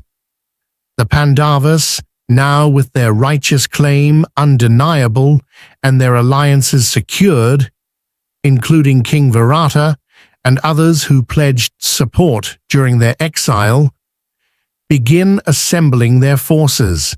Their army, though perhaps numerically smaller than the Kauravas, is formidable, composed of skilled warriors and led by commanders dedicated to Dharma. They are fighting for justice, for what was stolen from them, and this moral high ground gives them an unwavering resolve. On the other side, Duryodhana and his Kauravas also gather their vast army. They possess immense wealth and numbers, having control of the Hastinapura treasury and powerful allies. Their ranks include some of the most formidable warriors of the age. The venerable Bhishma, the supreme commander, bound by his terrible vow to protect the Kuru throne. The powerful guru Drona, also bound by duty to the Hastinapura kingdom. The enigmatic and incredibly skilled Karna, fiercely loyal to Duryodhana, and the shrewd Shakuni, whose cunning will guide many of Duryodhana's strategies. You feel the sheer weight of their collective power, a daunting force. It's like facing a supergroup of legendary fighters, all under the command of someone you really don't like. A crucial moment of choice arises when both Arjuna and Duryodhana approach Krishna for his support. Krishna offers them a unique choice. One can have his vast Narayani Sena, his powerful army, but he himself will remain a non-combatant, taking no weapons in the war. The other can have Krishna himself, without his army. Duryodhana, ever focused on material power, chooses Krishna's army. Arjuna, valuing Krishna's wisdom and divine presence above all else, chooses Krishna. You understand the profound significance of this choice. Duryodhana picks strength. Arjuna picks guidance. This sets the divine stage for Krishna's ultimate role as Arjuna's charioteer, a position of seemingly humble service, yet one that places him at the very heart of the conflict. Historians still argue whether this pivotal choice represents a philosophical statement about the value of spiritual guidance over material might, or simply serves as a narrative device to explain Krishna's non-combative role. The chosen battlefield is the sacred plain of Kurukshetra, a vast, open expanse located near modern-day Haryana. It's a place steeped in spiritual significance, often considered holy ground. The choice of location itself imbues the impending battle with a profound, almost cosmic weight. You can almost feel the ground beneath you, vibrating with the anticipation of countless warriors, chariots, and elephants converging on this fateful spot. The air is thick with the scent of dust, sweat, and impending doom. As the two colossal armies face each other, stretching for miles across the plains, you sense the overwhelming scale of what is about to unfold. The Pandava army, though smaller, is commanded by the seasoned and righteous Dhritarashtra, Draupadi's brother, who has a personal vendetta against Drona. The Kaurava army, vast and imposing, is led by the venerable Bhishma, whose presence alone is a testament to his unmatched prowess and unwavering commitment. Just before the commencement of hostilities, a final, desperate attempt at peace is made. Yudhishthira, ever the one to uphold Dharma, approaches Bhishma and Drona, seeking their blessings before the battle. It's a poignant gesture, a son seeking blessings from his elders, even though they are on the opposing side.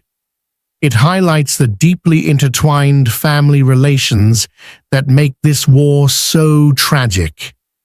Then, in a shocking turn, Arjuna, just as the conch shells are about to sound, drops his bow.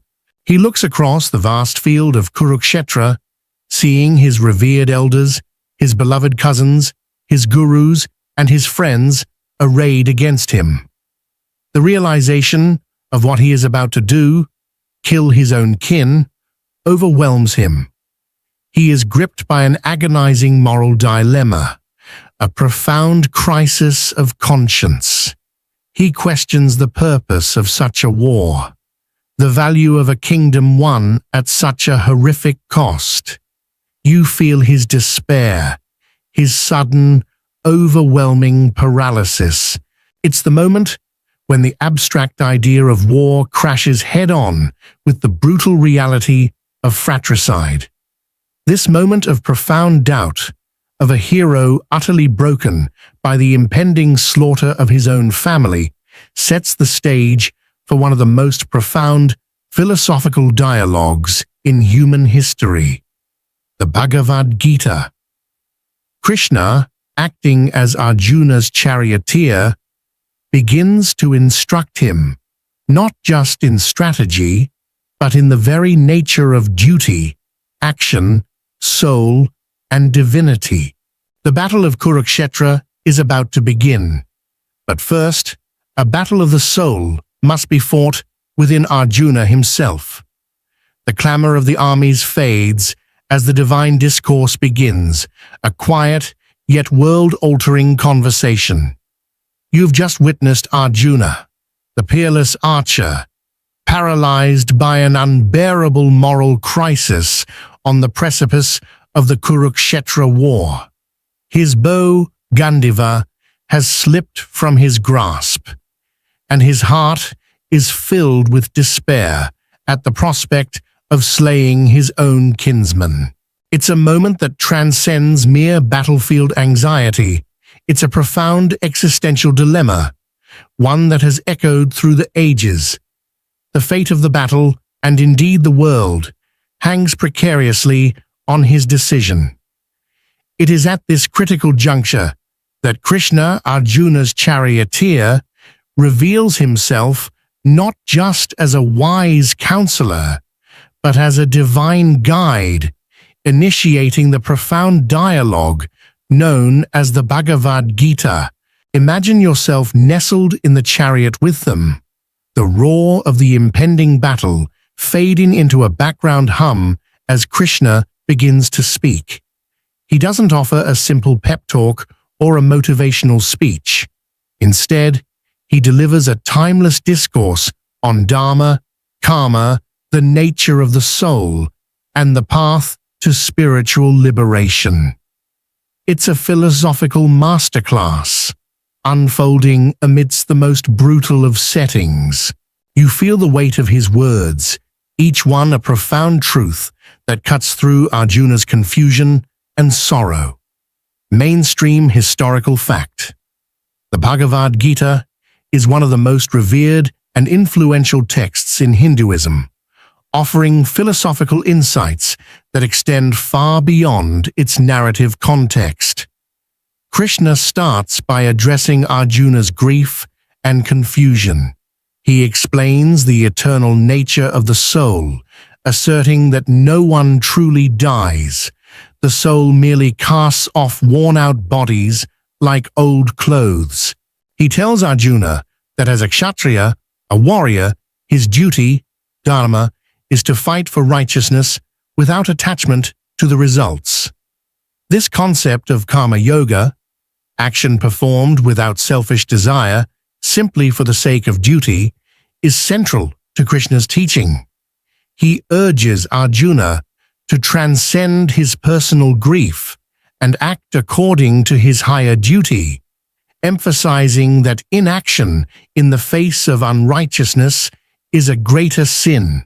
It's like being told that your job is to clean a really messy room, and even though you don't want to, it's your absolute cosmic duty, and by doing it selflessly, you gain spiritual merit. You hear Krishna explain that the wise mourn neither for the living nor for the dead. He stresses the impermanence of the body and the permanence of the Atman, the true self. He talks about the importance of equanimity in success and failure, pleasure and pain. He then moves into deeper philosophical waters, explaining the different paths to spiritual realization. The path of knowledge, Jnana Yoga, the path of selfless action, Karma Yoga, and the path of devotion, Bhakti Yoga. He subtly weaves in the idea that he himself is the supreme being, the source of all existence, and encourages Arjuna to surrender to him in devotion. Historians still argue whether the Bhagavad Gita was originally an integral part of the Mahabharata or a later philosophical interpolation that was seamlessly woven into the epic. Arjuna, still grappling with the enormity of Krishna's words, asks questions, expressing his doubts and seeking clarification. He probes Krishna about the nature of God, the meaning of action, and the characteristics of a truly wise person. Krishna patiently answers each question, revealing more and more profound truths. He describes the divine manifestations, showing how he is present in all aspects of the universe, from the mightiest mountains to the simplest blade of grass. Then, in a moment that would surely make your jaw drop, Krishna grants Arjuna a divine vision of his Vishwarupa, his cosmic, universal form. You witness it with Arjuna, a terrifying, awe-inspiring manifestation of the entire cosmos, containing all gods, all beings, all time, and all destruction within itself. It is a sight beyond human comprehension, a terrifying and glorious revelation that confirms Krishna's divinity and the profound cosmic scale of the events unfolding. It's like seeing the entire universe, past, present, and future, condensed into a single, overwhelming form, all while seated in a chariot. It's enough to make anyone reconsider their stance on pacifism. Overwhelmed and humbled by the vision, Arjuna begs Krishna to return to his benevolent human form. With his doubts dispelled and his resolve renewed, Arjuna understands his duty. He realizes that the war is not merely a family feud, but a righteous battle, Dharma Yudh, to restore cosmic balance, to uphold justice against the forces of unrighteousness embodied by Duryodhana. Krishna's teachings transform Arjuna from a despairing warrior into a willing instrument of divine will. With Arjuna's spiritual battle won, the conch shells finally sound, signaling the commencement of the war. The Mahabharata war on the sacred fields of Kurukshetra officially begins. You can hear the deafening roars of the armies, the clatter of weapons, the trumpeting of elephants, and the cries of battle. The sheer scale is unimaginable, with millions of warriors arrayed against each other.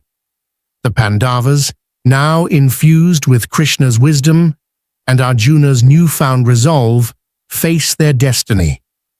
The first few days of the war see the Kuru army, under the command of the invincible Bhishma, inflict heavy losses on the Pandavas.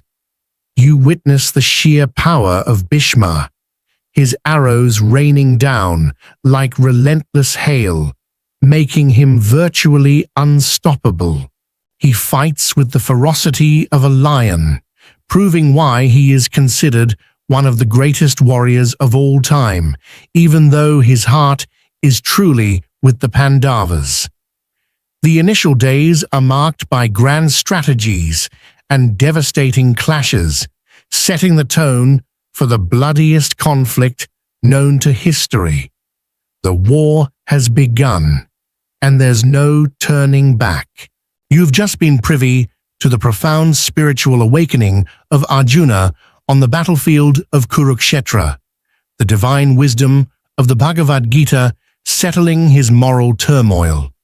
Now, with conch shells blaring and war cries echoing, you are thrust into the brutal reality of the Kurukshetra war itself. This isn't just a clash of armies, it's a 17-day saga of heroism, betrayal, immense loss, and the relentless march of destiny.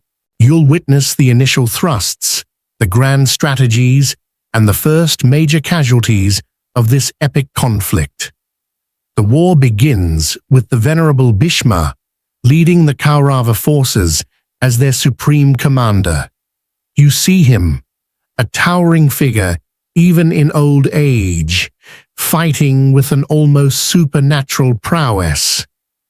Despite his deep affection for the Pandavas, especially Arjuna, his terrible vow binds him to the throne of Hastinapura and, by extension, to Duryodhana. His loyalty is absolute, even if his heart aches. He promises Duryodhana that he will not kill any of the Pandavas, but will ensure that the Pandava army faces crushing defeats. And indeed, for the first 10 days, Bhishma's might is overwhelming. You watch in awe as he cuts a swath through the Pandava ranks, seemingly invincible, his arrows forming an impenetrable barrier. Mainstream historical fact. Chariots were a significant component of ancient warfare in various civilizations, providing mobility and a platform for archers and spearmen. The Pandavas, despite their righteousness, struggle against Bhishma's sheer power. Day after day, they face heavy losses, and despair begins to creep into their ranks. Krishna, acting as Arjuna's charioteer, continually urges Arjuna to fight with his full might, reminding him of his Dharma. However, Arjuna hesitates to fight his beloved grandfather with full aggression, a conflict that frustrates Krishna. You feel the tension in their chariot, the urgency in Krishna's voice. On the 9th day, As Bhishma continues his relentless assault, inflicting devastating casualties, Krishna, unable to bear the sight of the Pandavas' suffering and Arjuna's hesitation, breaks his own vow of non-combat. He leaps from the chariot, wheel in hand, ready to strike Bhishma down himself. Arjuna, shocked, quickly intervenes, stopping Krishna and reaffirming his commitment to fight. This dramatic incident serves to regalvanize Arjuna and reminds him of the divine stakes.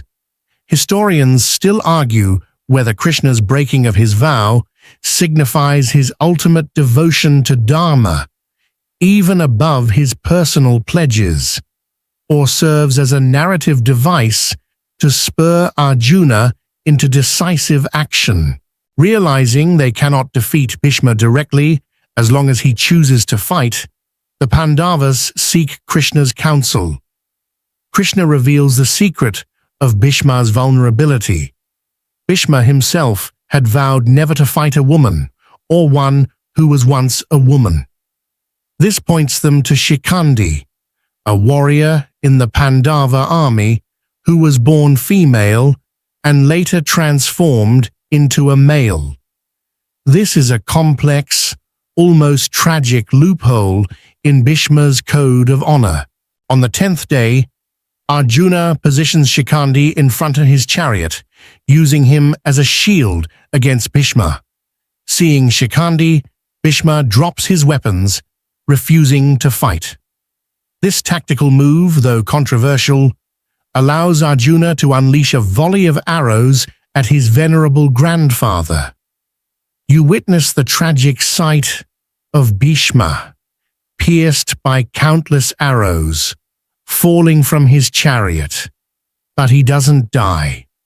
Due to a boon, he has the power to choose the time of his own death.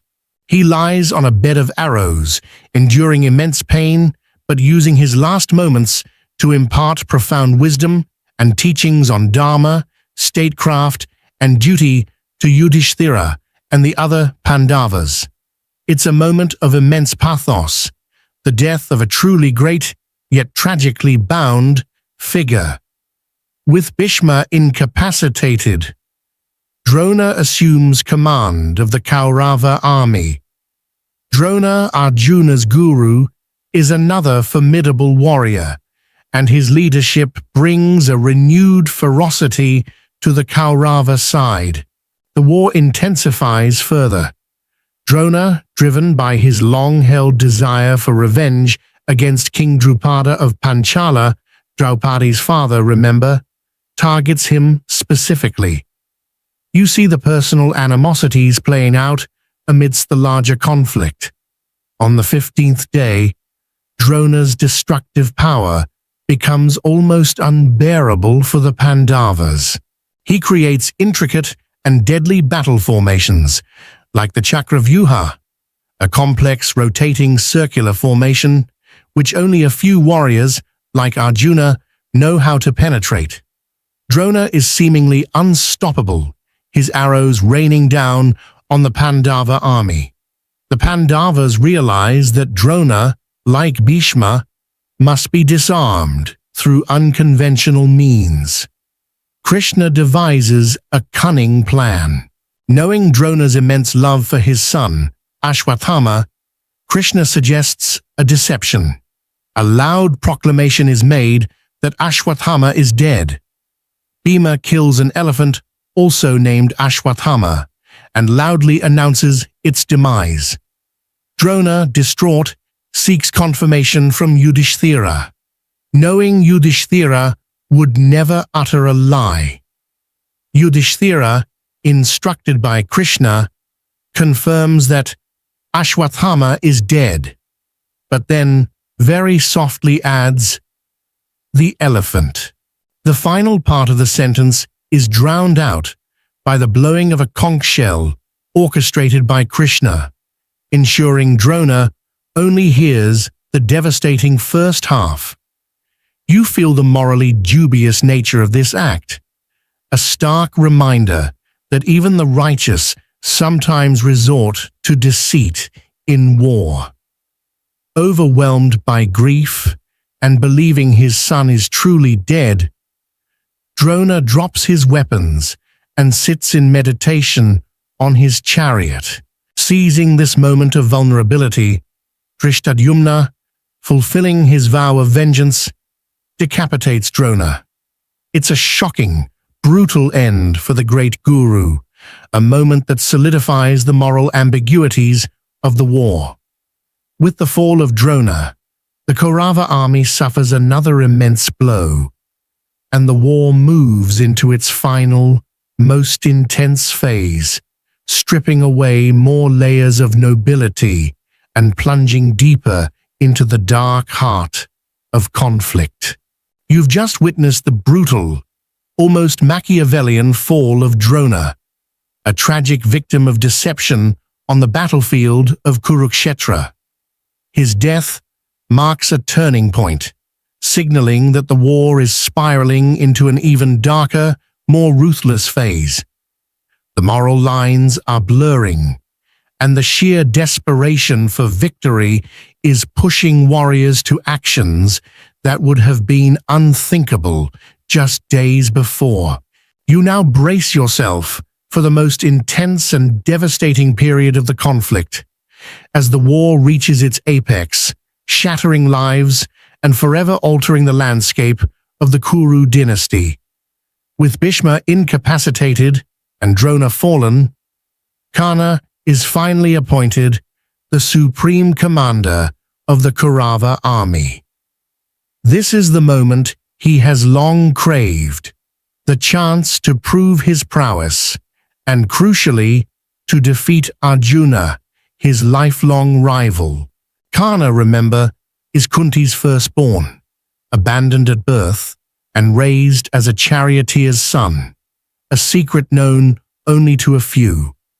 His bitterness over his perceived low status and his unwavering loyalty to Duryodhana make him a formidable, almost tragic figure. You feel the surge of his ambition, his burning desire for glory. Mainstream historical fact: the concept of social status and its impact on opportunities and recognition was a pervasive aspect of many ancient societies, often determining one's place and destiny. Karna enters the battle with ferocious intensity. He is a warrior of immense skill, matched only by Arjuna, and his presence immediately shifts the tide of the war. He inflicts heavy losses on the Pandava army, showcasing his mastery of celestial weapons and his unparalleled archery.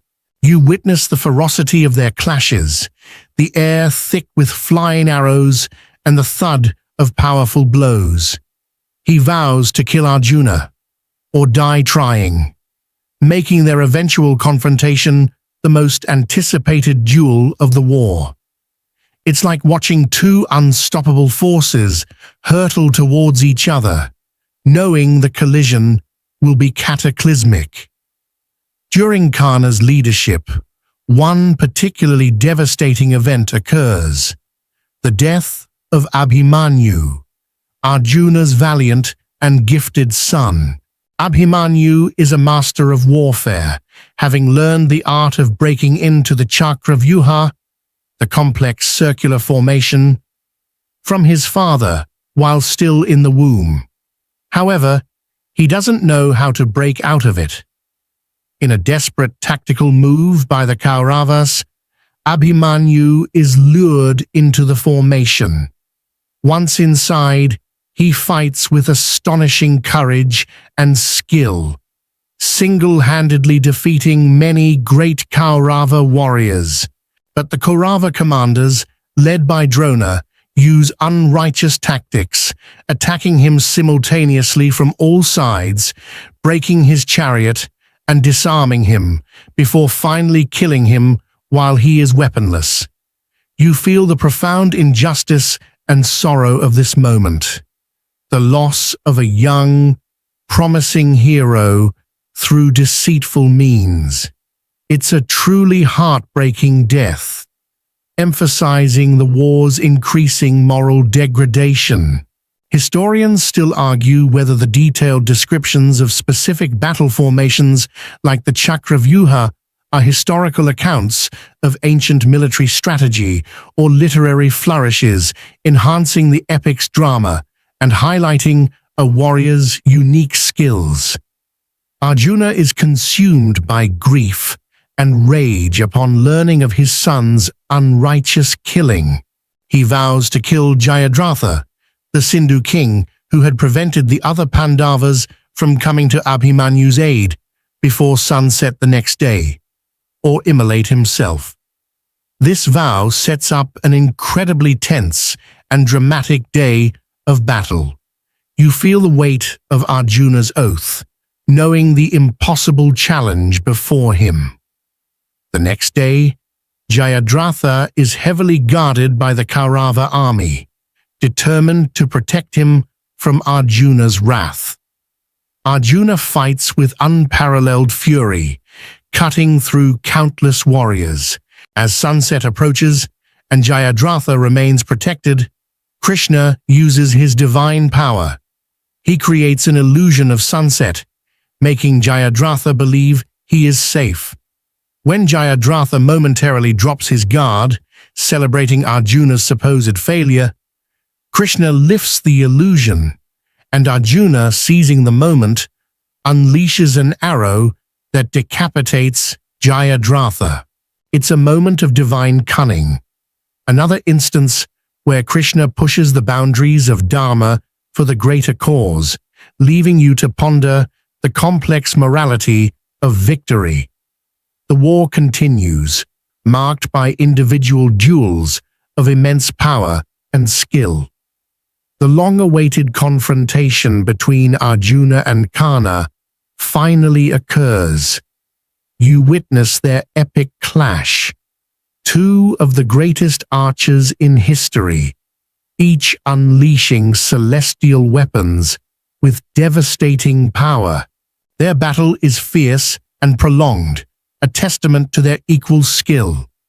But ultimately, due to a curse on Karna and Krishna's subtle guidance, Karna's chariot wheel gets stuck in the mud. As he attempts to free it, Arjuna, at Krishna's urging, strikes him down.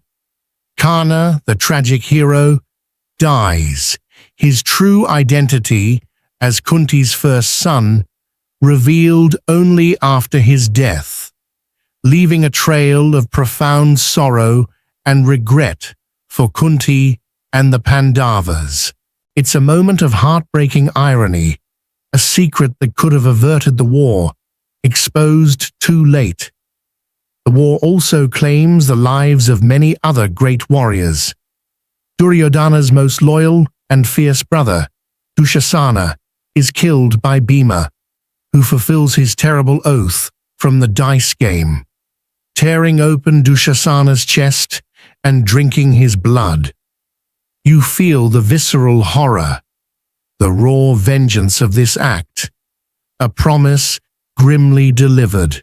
This act, while horrifying, serves as a brutal retribution for Draupadi's humiliation. The war drags on, a relentless grind of death and destruction. The battlefield is littered with bodies, and the air is thick with the cries of the wounded and the lamentations of the living. On the 18th and final day, the scale of destruction is almost absolute. Only a handful of warriors remain standing on both sides.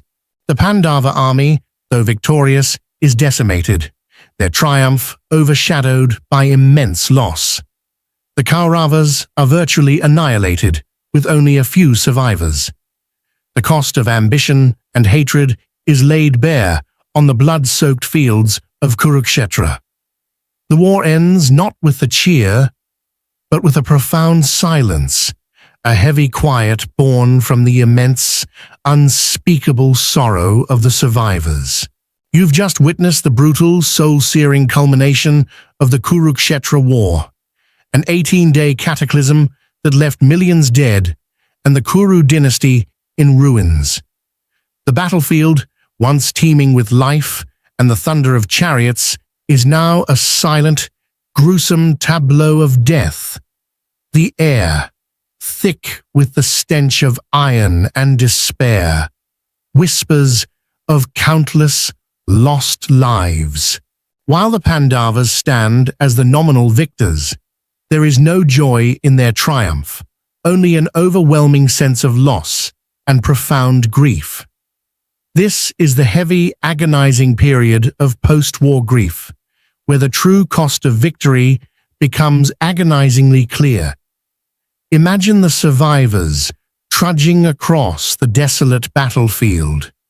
You see Yudhishthira, the righteous king, utterly broken by the carnage. His victory feels like an unbearable defeat. He is consumed by sorrow, questioning the very purpose of his adherence to Dharma if it led to such widespread destruction and the loss of all his kin. He sees the faces of his fallen relatives, his gurus, his cousins, all those he loved and respected, and the weight of their deaths presses down on him like a physical burden. Mainstream historical fact. The psychological toll of warfare, including survivors' guilt and profound grief, is a well-documented phenomenon across human history. His brothers, too, are deeply affected. Bhima, his vengeance fulfilled, now feels the hollow emptiness of his acts. Arjuna, the valiant archer, is plagued by remorse, haunted by the spectre of all those he personally slew. Even the stoic Nakula and Sahadeva carry the heavy burden of their losses. Draupadi, though her honor was avenged, weeps for the sons she lost, for the destruction of her family, and for the sheer, brutal futility of it all. You feel their collective despair, a thick, suffocating cloud that hangs over the devastated land. Dhritarashtra, the blind king, whose love for his sons allowed this war to unfold, is now consumed by unimaginable grief. He has lost all 100 of his sons, his grandsons, and virtually his entire lineage. You see him, a broken man, lamenting his tragic choices, his once blind eyes, now metaphorical windows to an even deeper, soul-crushing darkness. Gandhari, his devoted wife, also mourns deeply, cursing Krishna for allowing such destruction, even while acknowledging her son's wickedness. It's a powerful moment of raw, human suffering, transcending the divine and the heroic. One particularly poignant scene you will witness is the ritual offering of water to the departed souls on the banks of the Ganges. As Kunti, the mother of the Pandavas, performs the rites, she makes a devastating revelation. Karna was her firstborn son, her eldest, abandoned at birth due to unfortunate circumstances, a secret she had kept hidden for decades. The Pandavas are utterly shattered by this truth. You feel their shock, their profound regret. They had fought and killed their own elder brother, the one who should have been their leader, their protector. Yudhishthira is particularly distraught, realizing the immense Dharma violation that occurred, fueled by ignorance. It's a cruel twist of fate, a secret that, if revealed earlier, might have averted the entire war. Historians still argue whether the late revelation of Karna's parentage is purely a dramatic narrative device, or if it reflects deeper societal themes of caste, abandonment, and the tragic consequences of concealed identities.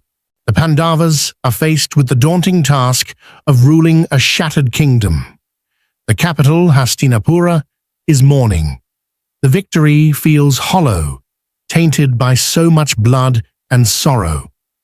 Yudhishthira, in particular, is reluctant to ascend the throne, feeling the immense guilt of having overseen such destruction. He expresses a desire to renounce the world and live as an ascetic, finding peace in solitude. You can feel his profound weariness, his longing for an escape from the burden of kingship. Krishna, ever the guide, steps in once more. He, along with Vyasa and other sages, counsels Yudhishthira, explaining the necessity of taking up his duty, his Dharma as a king.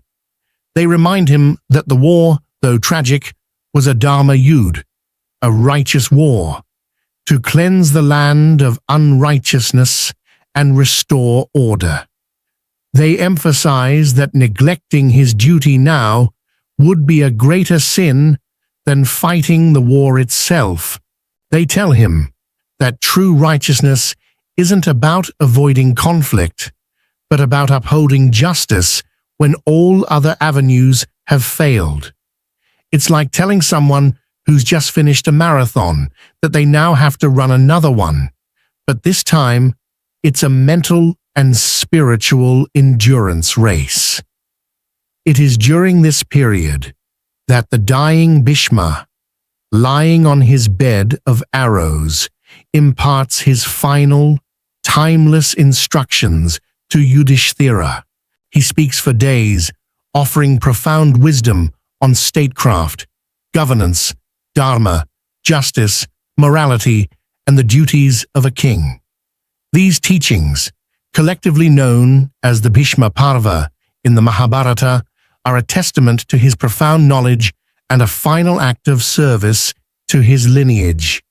You feel the weight of his words, a dying sage pouring out a lifetime of wisdom for the benefit of the new king. After imparting all his knowledge and seeing the winter solstice arrive, Bhishma, at his chosen moment, peacefully leaves his mortal coil.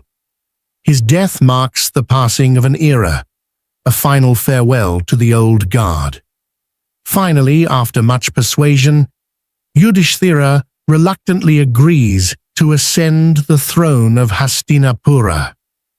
He is crowned king, not with joy and celebration, but with a heavy heart, surrounded by the ghosts of the fallen.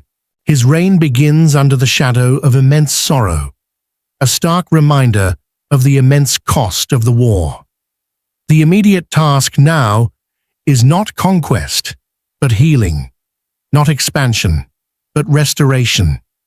You feel the deep, pervasive sadness that settles over the kingdom, a collective trauma that will take generations to overcome.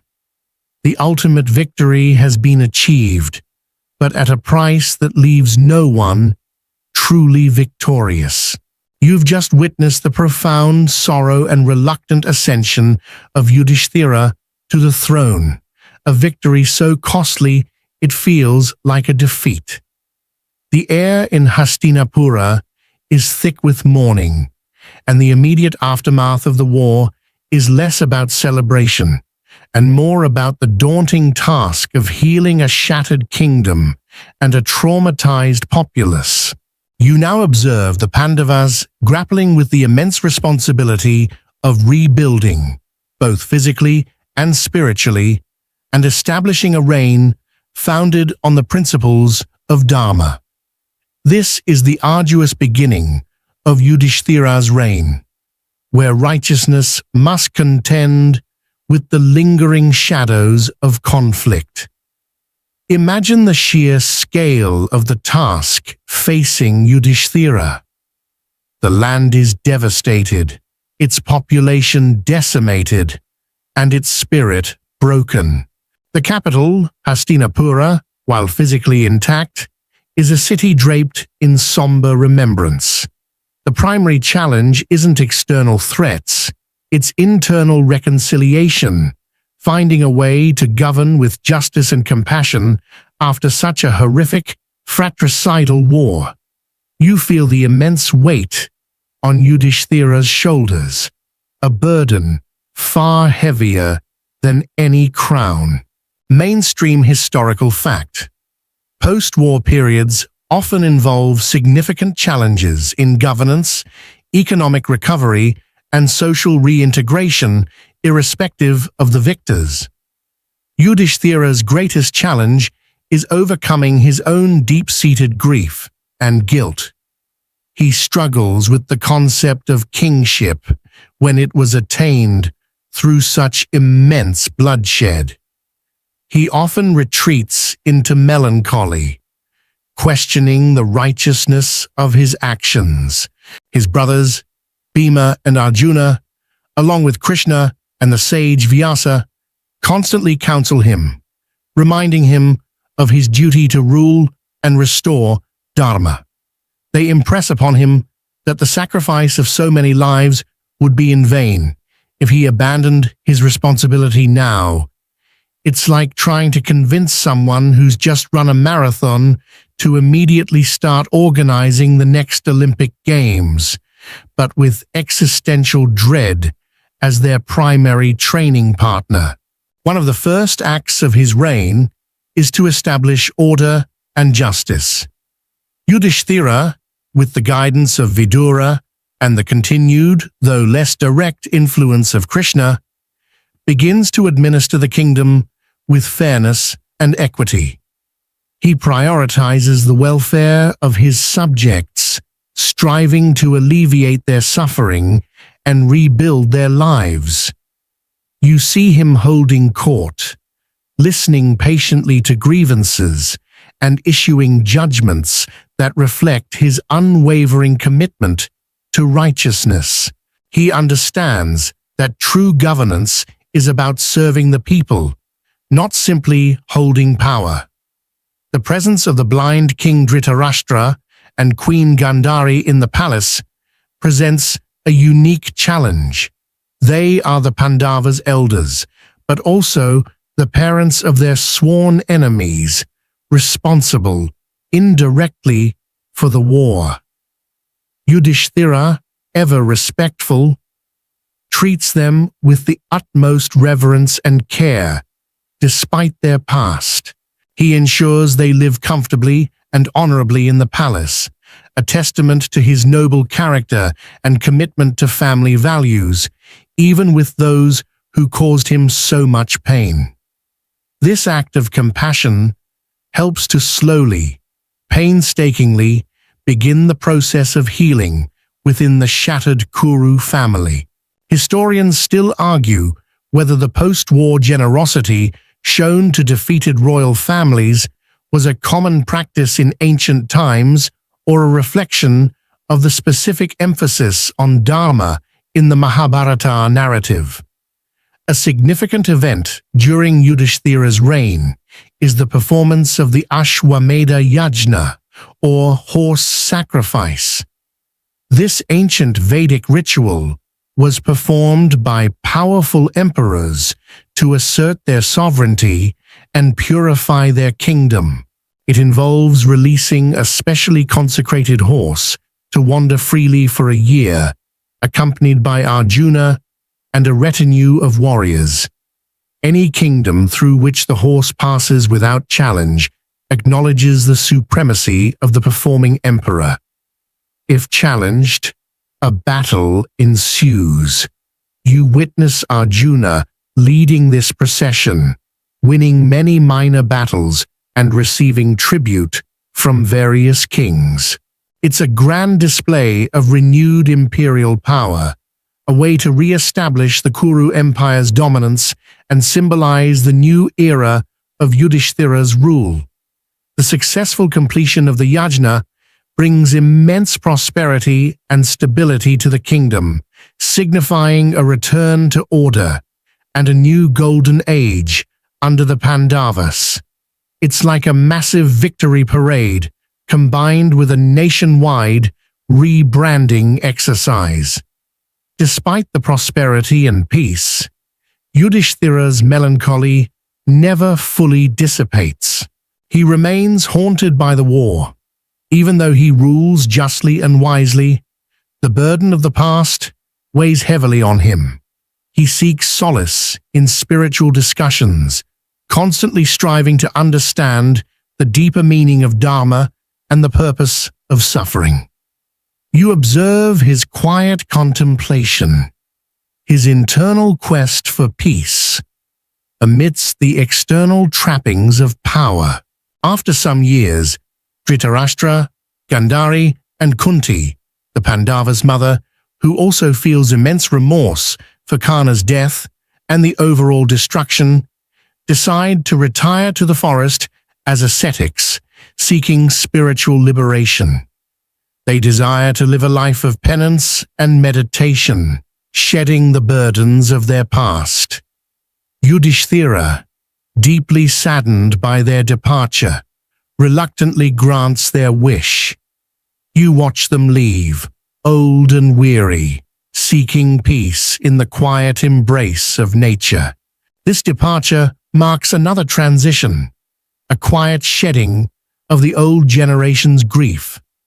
After several years of severe austerities, they perish in a forest fire, fulfilling their path of renunciation. Vidura, the wise and righteous half-brother, also renounces the world and joins them, eventually dying peacefully in the forest, merging his soul with Yudhishthira's. Sanjaya, the charioteer, who narrated the entire war to Dhritarashtra, also leaves to live an ascetic life. The old figures are slowly fading from the stage, leaving the Pandavas to shoulder the full weight of the kingdom. Yudhishthira's reign continues for many years, marked by peace, prosperity, and unwavering adherence to Dharma. He ensures that justice is upheld, learning is promoted, and the welfare of his subjects remains paramount. The kingdom slowly but surely recovers from the devastating war, a testament to the Pandavas' righteous rule and the healing power of time. You see the land flourish once more, the scars of war slowly fading, replaced by the vibrant hum of a revitalized society. It's a period of stability, a much-needed respite after the preceding storm, preparing the way for their eventual final journey. You've just witnessed Yudhishthira's long and righteous reign, a period of meticulous rebuilding and a quiet, steadfast adherence to Dharma that brought peace and prosperity back to a shattered land. The scars of Kurukshetra have begun to fade, replaced by the gentle hum of a recovered society. Now, as time marches onward, you approach the twilight of the Pandavas' lives, a poignant and deeply symbolic journey that speaks to their spiritual culmination and the ultimate destiny of mortals. This is the period of their ascension to heaven, a final, epic pilgrimage. After many decades of ruling Hastinapura with unparalleled justice and wisdom, the Pandavas sense that their earthly mission is drawing to a close. Their kingdom is stable, their duties fulfilled, and the lingering echoes of the war have softened into distant memories. You feel the profound serenity that settles upon them, a quiet acceptance of their mortality and a readiness for their ultimate spiritual journey. It's like reaching the end of a very long, challenging project and knowing it's time for a well-deserved cosmic retirement. Mainstream historical fact: the concept of renunciation and embarking on a spiritual journey in old age, known as vanaprastha and sannyasa, was an established phase of life in ancient Indian traditions. Yudhishthira, with the unanimous consent of his brothers, decides it is time to abdicate the throne. He crowns Parikshit, Arjuna's grandson, the son of the valiant Abhimanyu, who was killed in the war, as the new king of Hastinapura. Parikshit, though young, is virtuous and capable, ensuring the continuity of the Kuru lineage. You see the peaceful transfer of power, a stark contrast to the violent battles that once defined their ascension. It's a quiet, dignified handing over of the torch. Having relinquished all earthly ties and responsibilities, the Pandavas, along with Draupadi, begin their great journey, known as the Mahaprasthanika Parva. They turn their backs on the glittering city of Hastinapura and set off towards the Himalayas, intending to ascend to heaven in their mortal bodies. You feel the symbolic weight of this pilgrimage, a complete detachment from the material world, a single-minded focus on the spiritual. They abandon all their precious possessions, wearing simple ascetic clothes, walking without looking back, their gaze fixed on the distant snow-capped peaks. It's the ultimate minimalist retreat. As they trudge through the harsh, desolate terrain of the mountains, one by one, they begin to fall. Draupadi is the first to fall. Bhima questions why someone as virtuous as Draupadi, who suffered so much, should fall. Yudhishthira, ever the embodiment of Dharma, explains that she fell due to a slight partiality she showed towards Arjuna over her other husbands, a subtle flaw in her righteousness. You feel the harshness of this divine judgment, a reminder that even the smallest imperfections are weighed in the cosmic balance. Next to fall is Sahadeva, due to his pride in his wisdom. Then Nakula, due to his pride in his beauty. Then Arjuna, due to his pride in his martial skills and his boastfulness about his prowess. Finally, Bhima collapses due to his pride in his strength and his excessive indulgence in food. With each fall, Yudhishthira offers a reason, revealing the subtle imperfections that, despite their immense virtues, prevented them from reaching heaven in their physical forms. It's a somber, humbling procession, highlighting that even the greatest heroes are not without their human flaws. Historians still argue whether the sequential fall of the Pandavas in this manner is a literal narrative of their physical deaths or a metaphorical representation of shedding worldly attachments and ego before spiritual liberation. Only Yudhishthira continues, steadfast and unwavering, accompanied by a lone, loyal dog. You see his profound resilience, his unyielding commitment to Dharma, even when faced with the deaths of all his loved ones. He walks without looking back, without remorse or regret for those who fell, understanding that their fates were a result of their own karmic imperfections. Finally, Yudhishthira reaches the gates of heaven, where he is greeted by Lord Indra, the king of the gods. Indra welcomes him, but tells him he must leave the dog behind. Yudhishthira, however, refuses. He argues that he cannot abandon a creature that has shown him such loyalty, upholding the Dharma of compassion even at the threshold of paradise. This act of unwavering compassion towards the humble dog proves his ultimate righteousness. At this point, the dog reveals himself to be Dharma, the god of righteousness himself, testing Yudhishthira's unwavering commitment. You feel the profound significance of this moment, Yudhishthira's final, ultimate test. Yudhishthira enters heaven, expecting to see his brothers and Draupadi. However, he is initially led to a place filled with the Kauravas and Karna, surrounded by glory. Confused and disturbed, he asks where his own brothers and Draupadi are. He is then shown a horrifying, hellish realm where his beloved brothers and Draupadi are suffering. Overwhelmed by distress, he refuses to stay in heaven without them, choosing instead to join his family in hell, believing that suffering with them is better than enjoying paradise alone.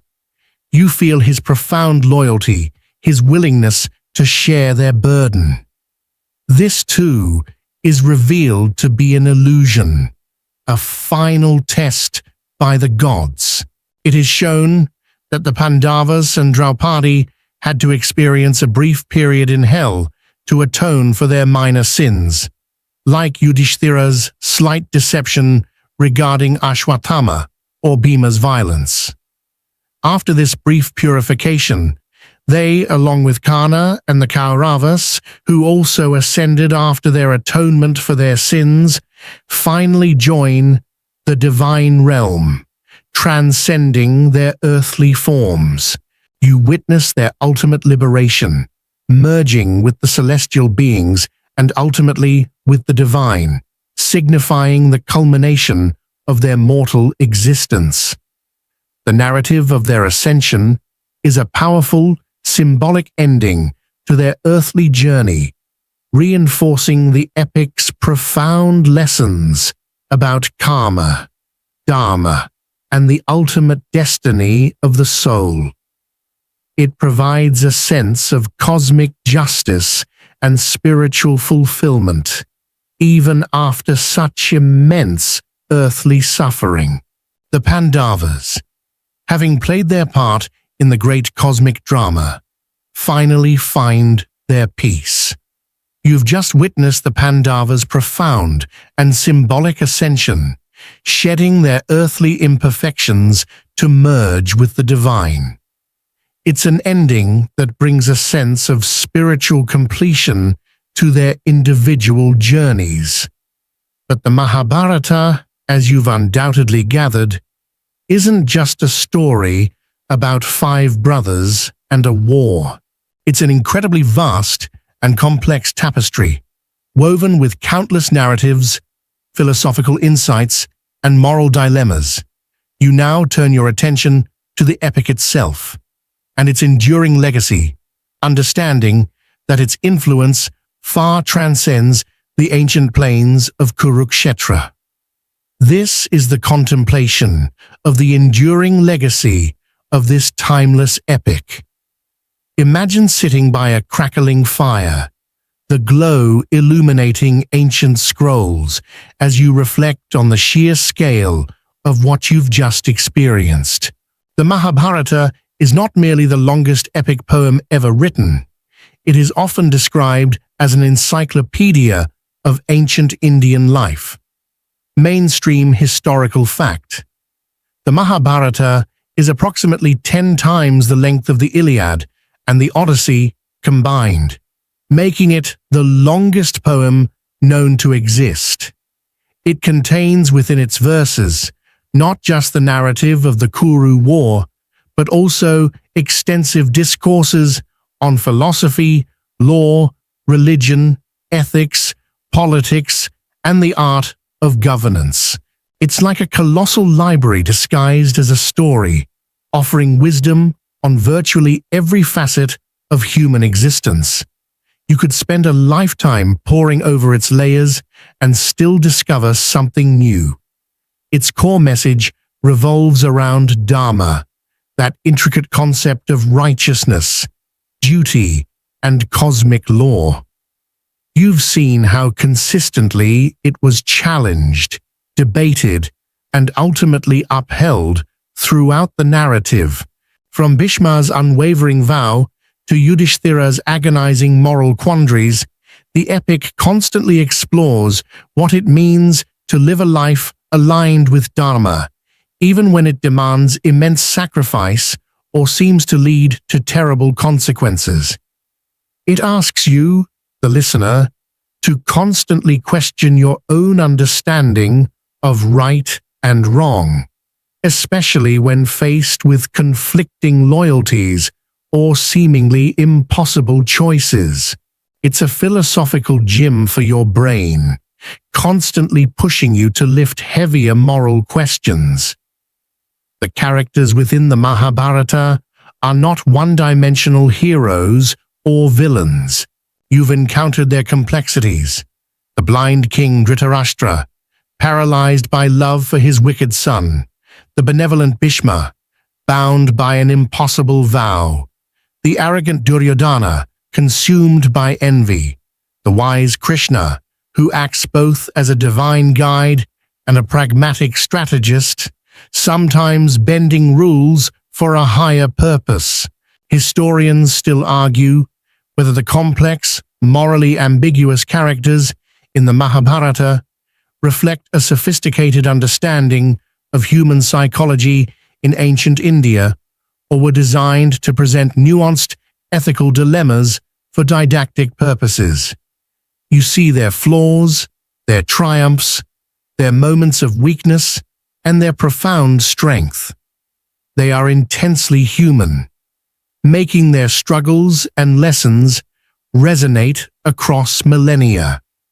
The epic is also a profound meditation on the nature of war. It doesn't glorify bloodshed, but meticulously details its horrors and devastating consequences. You felt the immense sorrow of the survivors, the deep regret that permeates even the victorious side. It shows that even a war fought for righteousness extracts an unbearable toll, leaving behind deep psychological and societal scars. It's a stark reminder that violence, no matter how justified, always leaves a trail of tears. It asks you to consider the cycles of vengeance and the possibility or impossibility of breaking them. Beyond its philosophical and moral lessons, the Mahabharata has permeated the very fabric of Indian culture. Its stories are told and retold in countless forms: folk tales, plays, dances, songs, and even modern television series and films. Its characters are household names, their dilemmas discussed and debated in everyday conversations.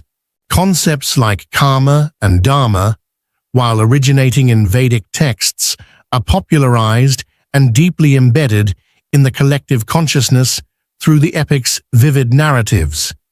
It's the ultimate cultural touchstone, a story everyone knows, even if they've never read a single verse.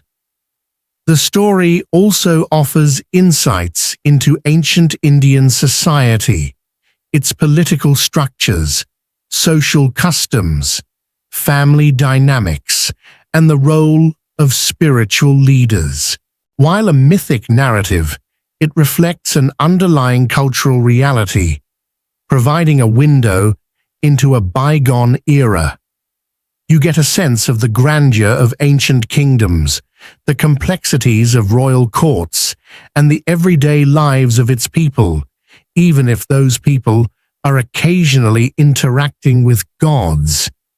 It's like a historical documentary, but with a lot more divine intervention and dramatically high stakes. Perhaps the most profound aspect of the Mahabharata's legacy is its universality. Despite being rooted in ancient Indian culture, its themes are timeless and resonate with humanity across all cultures and eras. The struggles of duty versus desire, loyalty versus justice, family bonds versus moral imperatives. These are questions that you, and indeed all people, continue to grapple with. The epic offers no easy answers, but it provides a rich framework for contemplation, encouraging you to engage with these questions deeply. It serves as a mirror, reflecting your own moral compass and inviting you to consider your place in the grand tapestry of life. As you conclude your journey through this monumental epic, you are left not just with a story, but with a profound understanding of the human condition, its enduring conflicts, and its eternal quest for meaning. The Mahabharata isn't just history. It's a living, breathing testament to the human spirit, a narrative that continues to teach, challenge, and inspire, reminding you that the greatest battles are often fought not on a battlefield, but within the confines of the human heart.